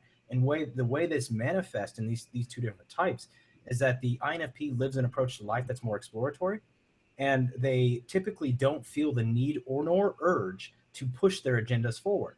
They will if they want to, but they usually don't desire to. That's not their primary approach to life. They have a very exploratory, I'm going to live my life according to my values. I'm going to go to the mountains and chill, right? And so they don't really feel that desire. They may, but it could be the life circumstance which causes an inferior eruption. Whereas the ENTJ is kind of born with that, like, I've got to manifest. and they just got to do it. And why? Because they have the NISE axis, and the SE wants to see the realization of their TE agenda. And so there's a totally different thing here. INFP uses SI, right? They don't need to be realized like the ENTJ needs to do. So that's the way that we need to look at this. The other thing that I see here was Manny did answer the question. So let me get back to Manny. Okay. Manny, right before that, I just wanted to add one more thing really quick on, and I promise I won't ramble. Well, I guess I shouldn't promise that. But I like how you said it.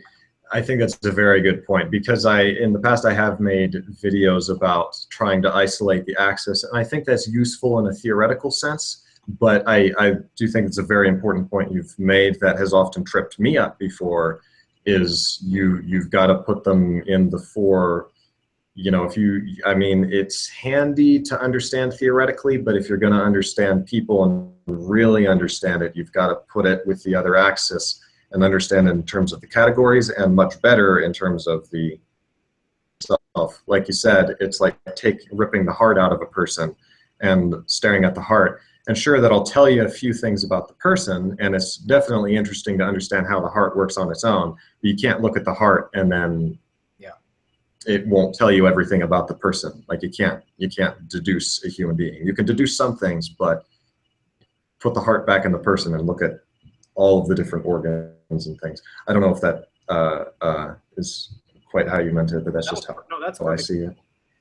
Manny, I'm going to address this question, and I'm going to toss it right over to Michael, and then Eli, I'll get to your question. So Manny, your definition of production is not doing things in a okay, hold on. You answered it, but productive being getting the little things, the things that you imagine in your head to be actualized in real life. So not doing things, but just doing things in a proper way, following a schedule fully rather than half-heartedly. I will tell you that so one of the issues is you've associated this behavior with a function or a couple functions. Following a schedule, you've associated it with TEFI, as, following a schedule. But the truth is the INTJ is probably the most notorious type for breaking schedules. They do not like routine, and they don't like schedules. Okay, so, this is a P type. No, the INTJ uses TE and tends to find their own insight and goes, this is better. That's garbage. I'm getting rid of that, right? So I'm not going to follow someone else's routine. I'm independent. I don't need that. And whereas INFJs tend to be more adherent to schedules for the sole fact that it's the proper thing to do. My boss wants me to do this, and I've got to accommodate it because that's the societal standard, that's the workplace standard, that's the culture here. I've got to do my job. I've got to contribute. Whatever their archetype is for making those value judgments, the INFJ is a lot more likely to follow a schedule than the INTJ. But they have two totally different judging axes. So the answer to your question, Manny, is your question is, how do you become more productive as an INFJ? That's the one I'm going to toss over to Michael, because he's probably figured out a way to become productive as an INFJ in his own way. So Michael, would you, how you've come across your own productive edge, say making your videos and editing them and getting those. Oh, yes. Yes, very good question. And it's actually interesting because I've received similar questions to this before, but for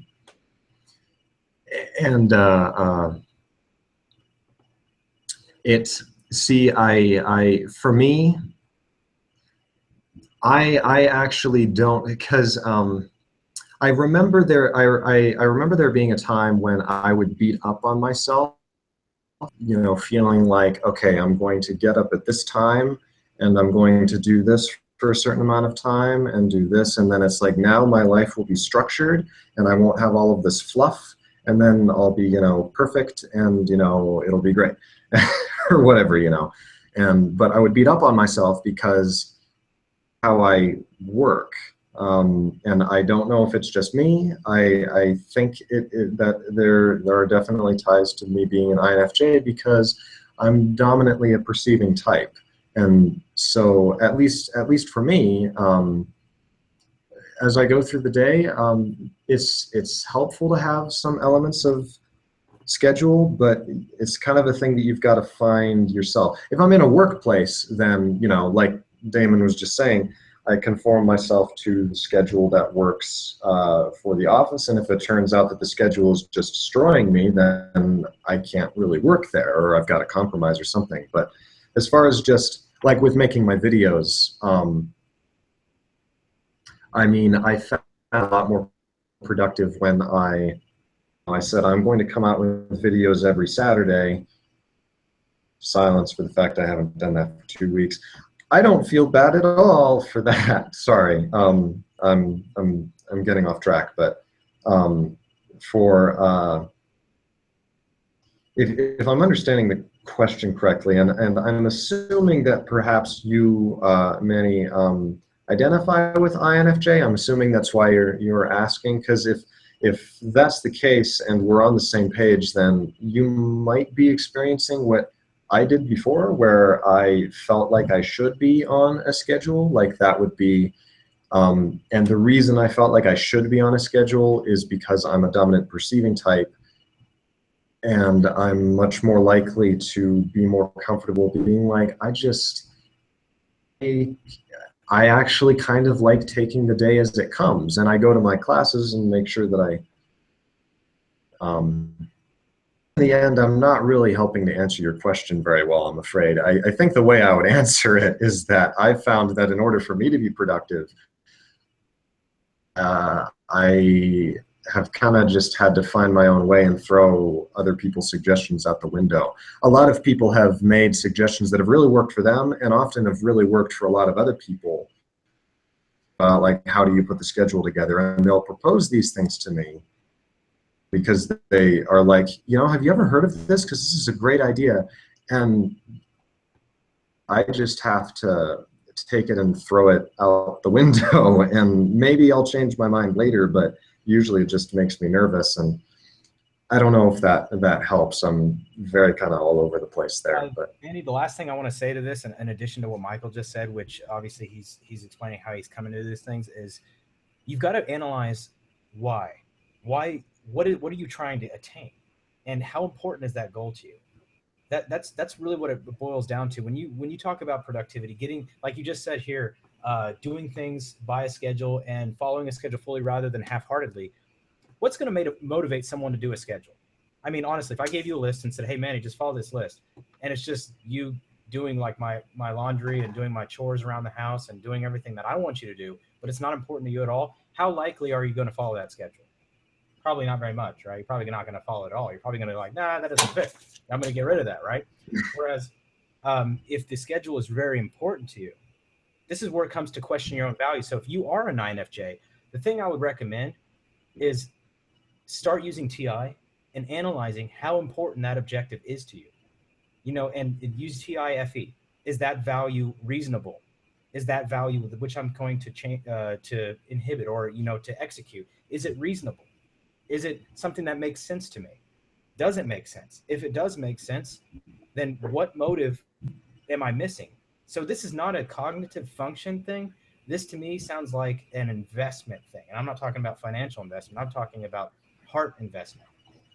So, you know, Michael, one of the things I can say that he's done to hold himself accountable for his videos, he set up a Patreon and he goes, I'm going to hold myself accountable to get these videos out. Because he knew it's an important thing, and he might have recognized that I've got a lot of things to do, so I've got to make sure I make it a priority. It's important to me, and now it's really important because these people are counting on me. Yes. So he escalated its priority in his own mind, so he set an objective to do it. One thing he said that was also very resonating is he is a primary perceiver type. That's his approach to life, is perceiving. You know, it's in his head, though. He perceives the abstraction in his head, not external reality, hence why it's a J in reality. Because the world sees the J, they don't see the P. But the point is that, Manny, if you are an INFJ, I'd recommend really trying to figure out what it is you're trying to accomplish. Because more than likely, if someone's telling you, hey, do this, and you're trying to force yourself to believe that is the right thing to do, it's probably why you might be struggling with it. So those are things that we need to identify in order to determine what is challenging your productivity. Because we can look at this cognitively, but all we can do with cognitive functions is going, how are you approaching this process? But if we look at it from a psychology standpoint and go, okay, are you motivated? to actually follow this schedule? And if you're not, what is it about it? Is it a limiting belief? Is it a lack of investment in your vision? Is it you're self-sabotaging? Are you hamstringing yourself? These are not cognitive function things. These are actually belief systems that are created by the patterns in your brain, which are totally different. And this is what NLP is for. What we use neuro-linguistic programming for as coaches is we target those patterns and eliminate them. So those are things that I really want to address. So moving on, Eli asked, how would TI connect with NI? As an INTP, I use TI to make a framework from objective views using NE. So INTPs abstract their NE from the reality, look at a concept, break it apart with TI, and they fully understand it. So they're conceptual analysts. So when you use TI in mainly relation to NI, is it used more with SE? No, the answer to this question is TI is further analyzes the filter when the insight is passed through FE. The answer is TI takes that particular insight after it's passed through that FE. Is it moral? Does it fit with does it align with these values? If so, let's break it down and let's root it in reason. So when that NI is after it's passed through the FE filter, then it's further scrutinized by the TI. And this is, and oftentimes, like I said, the INFJ earlier in this conversation, the INFJ can get in this NI-TI looping is because they like to analyze it and look at its rationality, even sometimes more before applying a moral or ethical filter. This is why they're tempted to loop with that tertiary temptation there. So Eli, I hope that answers your question. Manny replied, and it says, usually issues because I seem to overestimate myself and I don't get it done as perfectly as I imagine in my head, whatever the idea or goal may be. Okay, so this is not a cognitive function thing. This is more of a psychology thing. There's obviously some type of motivation challenge. We all have limiting beliefs, so I'm not trying to call you out. We all have them. Everybody has them. That's some kind of limiting belief in some area. So we just got to figure out what that is, Manny. So if you're on Slack, reach out to me on Slack, shoot me a message. I'll give you some tips. I'll help you out with it, whatever you can. If you're not on Slack, get on there. mbtv-chat.signup.team. Just hop in on there and let me know what's going on, and I'll help you out as much as I can. Okay. Try to catch up on the questions. I had something to input from earlier. Yeah.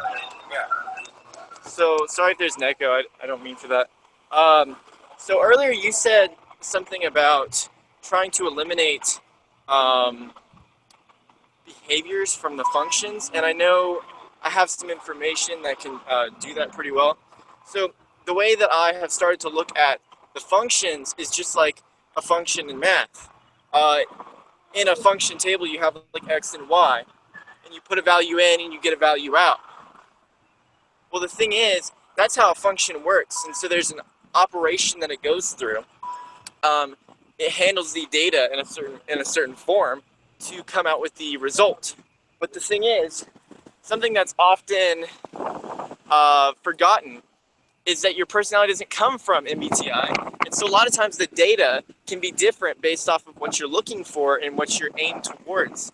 And that's why Enneagram is really important too, because with Enneagram, you're kind of filtering information. A 2 is going to look for other people's needs. A 2 is going to look for the things that other people need to get done and how they need help. And that's going to be part of a 2's perception. And so I think it's very important to recognize that the way that the functions handle the information depends. I mean, they all kind of handle the same. And, you go through different patterns with different functions and their interactions with each other. But the information that you're using a lot of times can come from that type, that Enneagram type. Your personal life experiences, which is what Enneagram is those things that affected you when you were younger that cause your actions now. And so that a lot of times that data goes in and it comes out and people are like, oh, for ENTJs, it doesn't normally come out that way, or it's not usually that output. So that's not an ENTJ.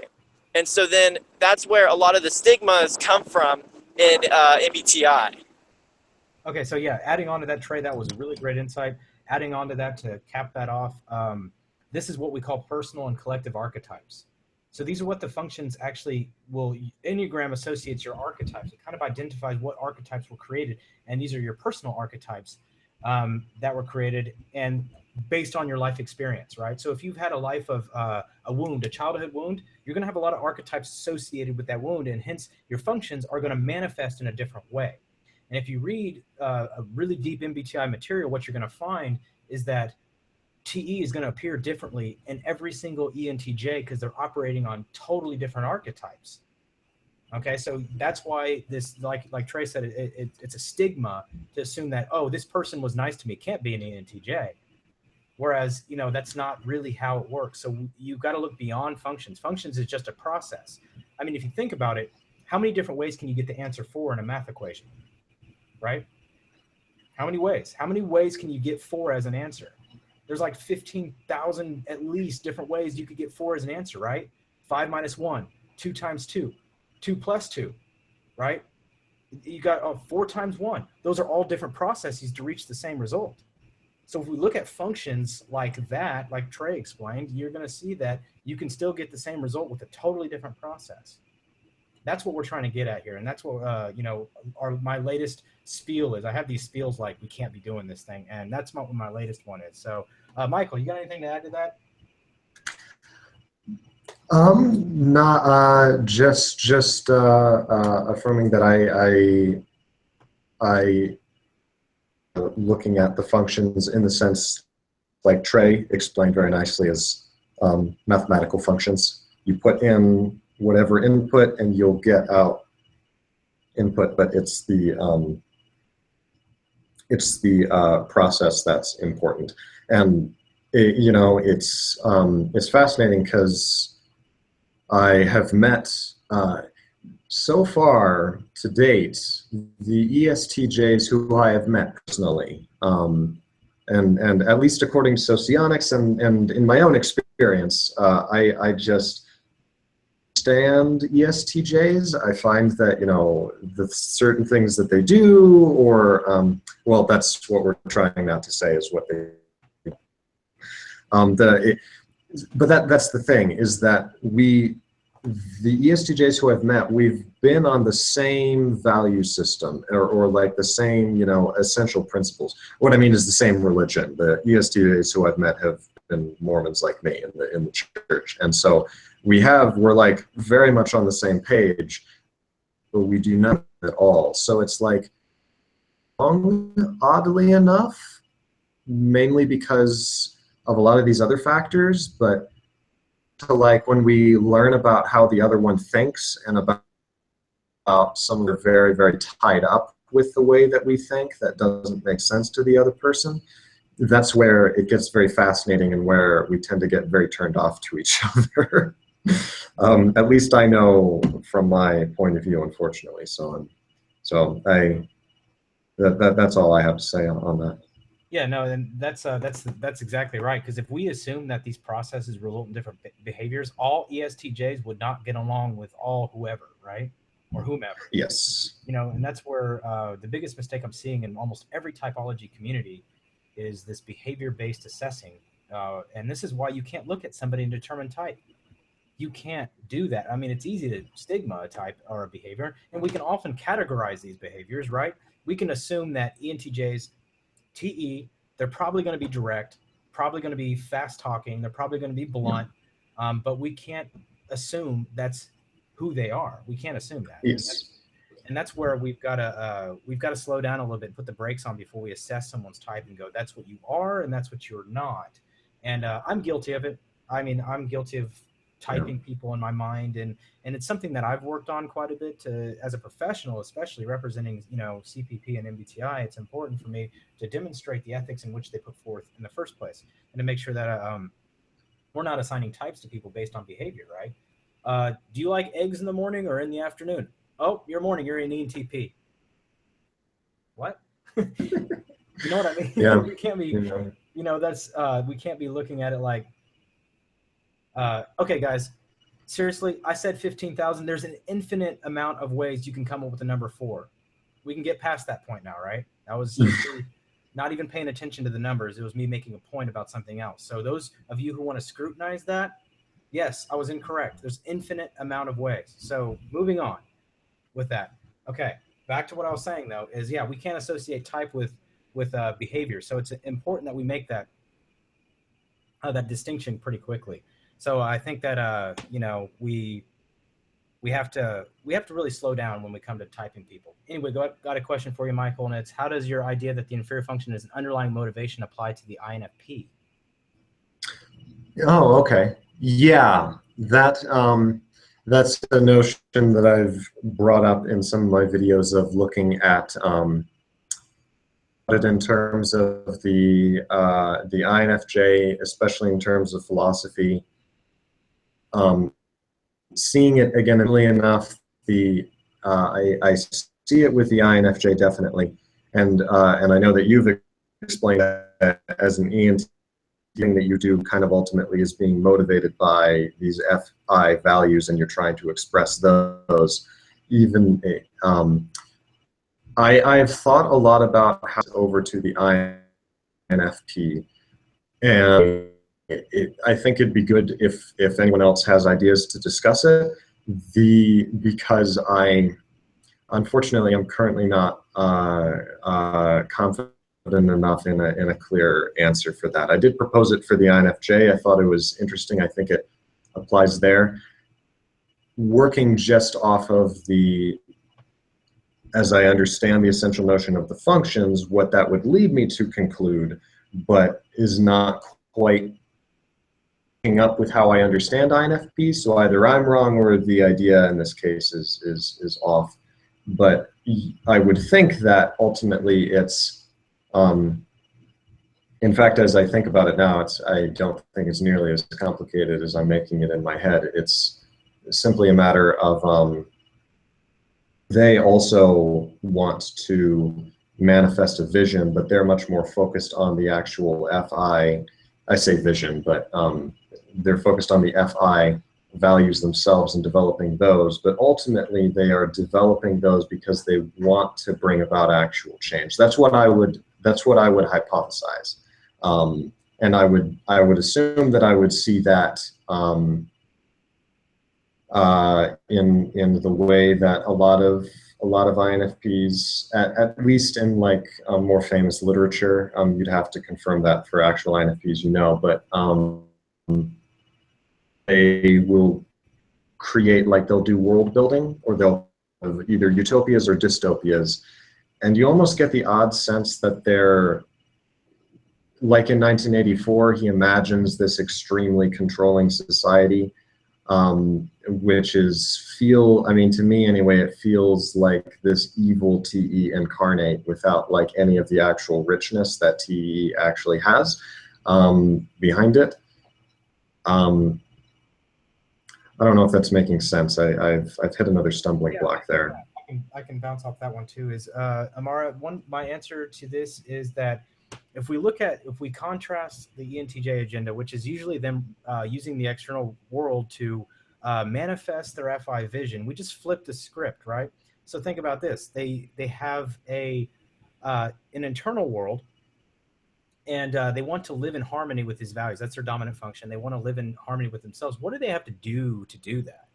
They have to modify the external, because otherwise the external is going to put oppression on them, right? So they have to modify, and they know that they need to do that. You can't possibly be thrown into a situation and expect that you're going to stay the same, right? Your vision is going to get warped and tarnished. So the draw to TE comes into almost, I don't want to say this, but I'm going to say this, is like a protective mechanism for the FI vision, because when you live in external reality, you're going to be molded. And so the TE way is to kind of push back and push that agenda, not to change the world necessarily, but to create a bubble almost, and live in a reality that is where you're most comfortable. And so it's like the ENTJ agenda, but it's flipped a little bit, and it's to live in a area of comfort. And this is further addressed because they're SI. You can see this in the INFP manifestation, is that TE-SI correlation. You can see that they have this internal viewpoint. This is the way it should be in my life. This is how I want my life. And here are the opposing factors which can influence me in a negative way: the wrong people, the wrong education, the wrong influences, the wrong, whatever it may be, not the right household, whatever object or whatever may put me in a position to where I can't live in accordance to my values needs to be modified. So they have this desire to change, not the whole world per se. They can, but they don't have, that's not their natural slant.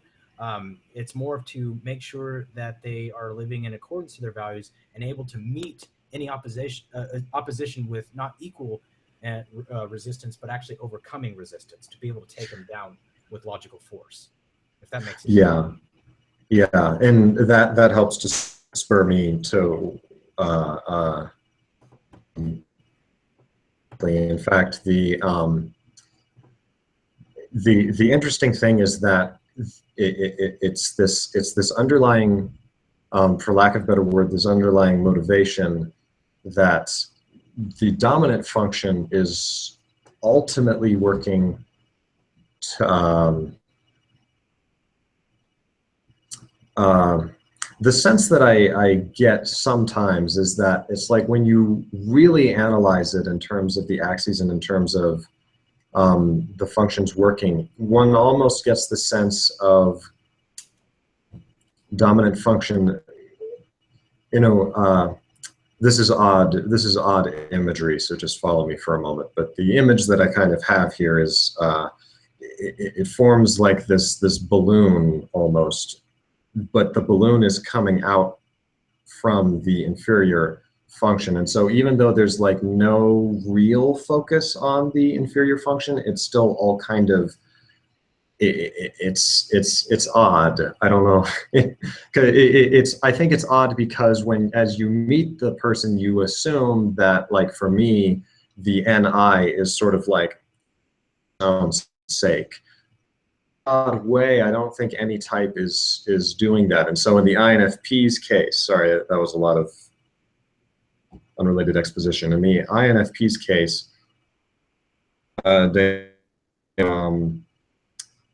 it's just this reversal for the ENTJ. And I've seen that my older brother is not an INFP, he's an ISFP, but there is still a similar dynamic there where he does want to actually do things. He, like, that ultimately is kind of the dream. It's just he's slowly working towards actualizing that in. Like for me as an INFJ, and I keep on bringing that in because that's what I know, there's definitely a sense of, you know, that I get sometimes that I'm doing all this NI stuff, but in my head there's kind of this ideal state that I have that, because it's SE, it's actually almost kind of bodily related, where I would, you know, I'm trying to set things up in the future or plan things out or manifest this vision or whatever, so that eventually I can just share with a drink in my hand, and this is a dumb image, by the way, but so that I can relax and kind of have all of this, all of these more sensual, concrete things taken care of, or to an understanding of the vision of something that I'm able to work in the world. Sorry, I'm not addressing the INFP though. You probably already understand all this. In the INFP though, it's similar in the sense that TE kind of mirrors SE in the sense that TE is very external world. So you get a similar sense where the INFP is using their FI to create very detailed values and systems or stories or whatever it is, but ultimately their dream that they want to work towards is to kind of see these things actually take place. And so that's why you'll sometimes see these. In the INFJ, you might see splurges of, you know, spending a little bit too much money on something. I'm not saying everybody does that. That's just a you know, a classic, you know, thing that there seems to be a certain percentage there or something. But in the INFJ or in the ISFP, I think too, seeing these moments where they'll just, without seeming to even think about it, just become almost a little overly aggressive in publish a certain thing that it kind of throws you off for a moment, or and it's just, it seems almost contradictory because their whole kind of thing is that they're not trying to affect the world, and yet, you know, suddenly they're suddenly they're getting astonishingly irritated and forceful about making sure that they get the right number of chairs for this event because they're. So I don't know if that answers your question. I need to stop apologizing for going off on rambles, but No, it's actually the rambles are good because they bring up other things. And the one thing I do want to say about this topic before I close this out is this particular topic is that we've got to have that understanding that the INFP has this thing where their dominant function in any type is your approach to life. That's never going to change. So it's unlikely that an INFP is going to feel the absolute need to drive a vision and change the world around them. They may want to live in accordance to their values and carry people along and champion that vision, but their primary objective is to live consistent with who they are. Whereas the ENTJ, which is the flipped script of that, is they want to make sure that they're changing the world in ways that are consistent with who they are. So there's a little bit of things that are changing everything in ways that are they have to be building or changing or moving. That's what their approach to life is. That's what the dominant function is. It's the seat of the ego. It's the house of the ego. That's what you identify with. Otherwise, you're probably not that type, and you need to go back and reassess. Like, why am I doing this, right? What is my approach, really? Do I feel the need? Because if you claim that you're an introvert or you're a person who prefers introversion, rather, then your real world, the world that is most real to you, that will identify the most, is what's in your mind. That's what introversion is, really. It's what you identify most with. Now, the real reality, we can see it, we can perceive it with the five senses, but it's like, I want to spend more time into this reality, which is a very comfortable place, right? And this is what I want to shape and mold. So we've got to keep that in mind, that dominant function is really truly the seat of the ego. So I do want you guys to understand that. That is the last question. I have a point to make really quick on that. Thank God I've actually sorry. Yeah. I'm trying to get some light so you guys can see me. Thank God I've actually thought about this before, what Michael was saying about the INFJ specifically. So the INFJ, I think what you were saying is that in the end, you're really just trying to get to this point where you can just enjoy life without having to have all these extrapolated theories and stuff. And that's really interesting, because really what an INFJ does, and I've broken it down before, to achieve their inferior, is first they try to use these insights and understandings that they have to logically understand the world around them. And really what they're trying to do is focus on how they communicate with others. And so what happens is, if they can understand fully the implications of everything they do for other people, then what they're trying to achieve is that TI understanding of how they should act in social situations, FE for example, so that they can use their TI to supply that SE. So they don't have to act, they can act in the moment without worrying, because they have that TI to back it up. So that's, sorry, it's getting really windy. So that's the idea with the INFJ, is that really they want to achieve this understanding of what's going to, how everything they're going to say is going to affect everyone else in the environment, so that they can act in the moment without worrying about hurting anyone or causing any issues. Yeah, so that's a strong point about how that SE plays a role, and I'll have Michael comment on that. I want to close this out. We want to be respectful of everyone's time here, so I'll have him address that after I say this one last thing as far as the dominant function goes, because I don't feel like I clarified it enough. Anybody can have any goal. The behavior is not the objective here. The thing that we have to understand most importantly is that if you're in a position to where you think that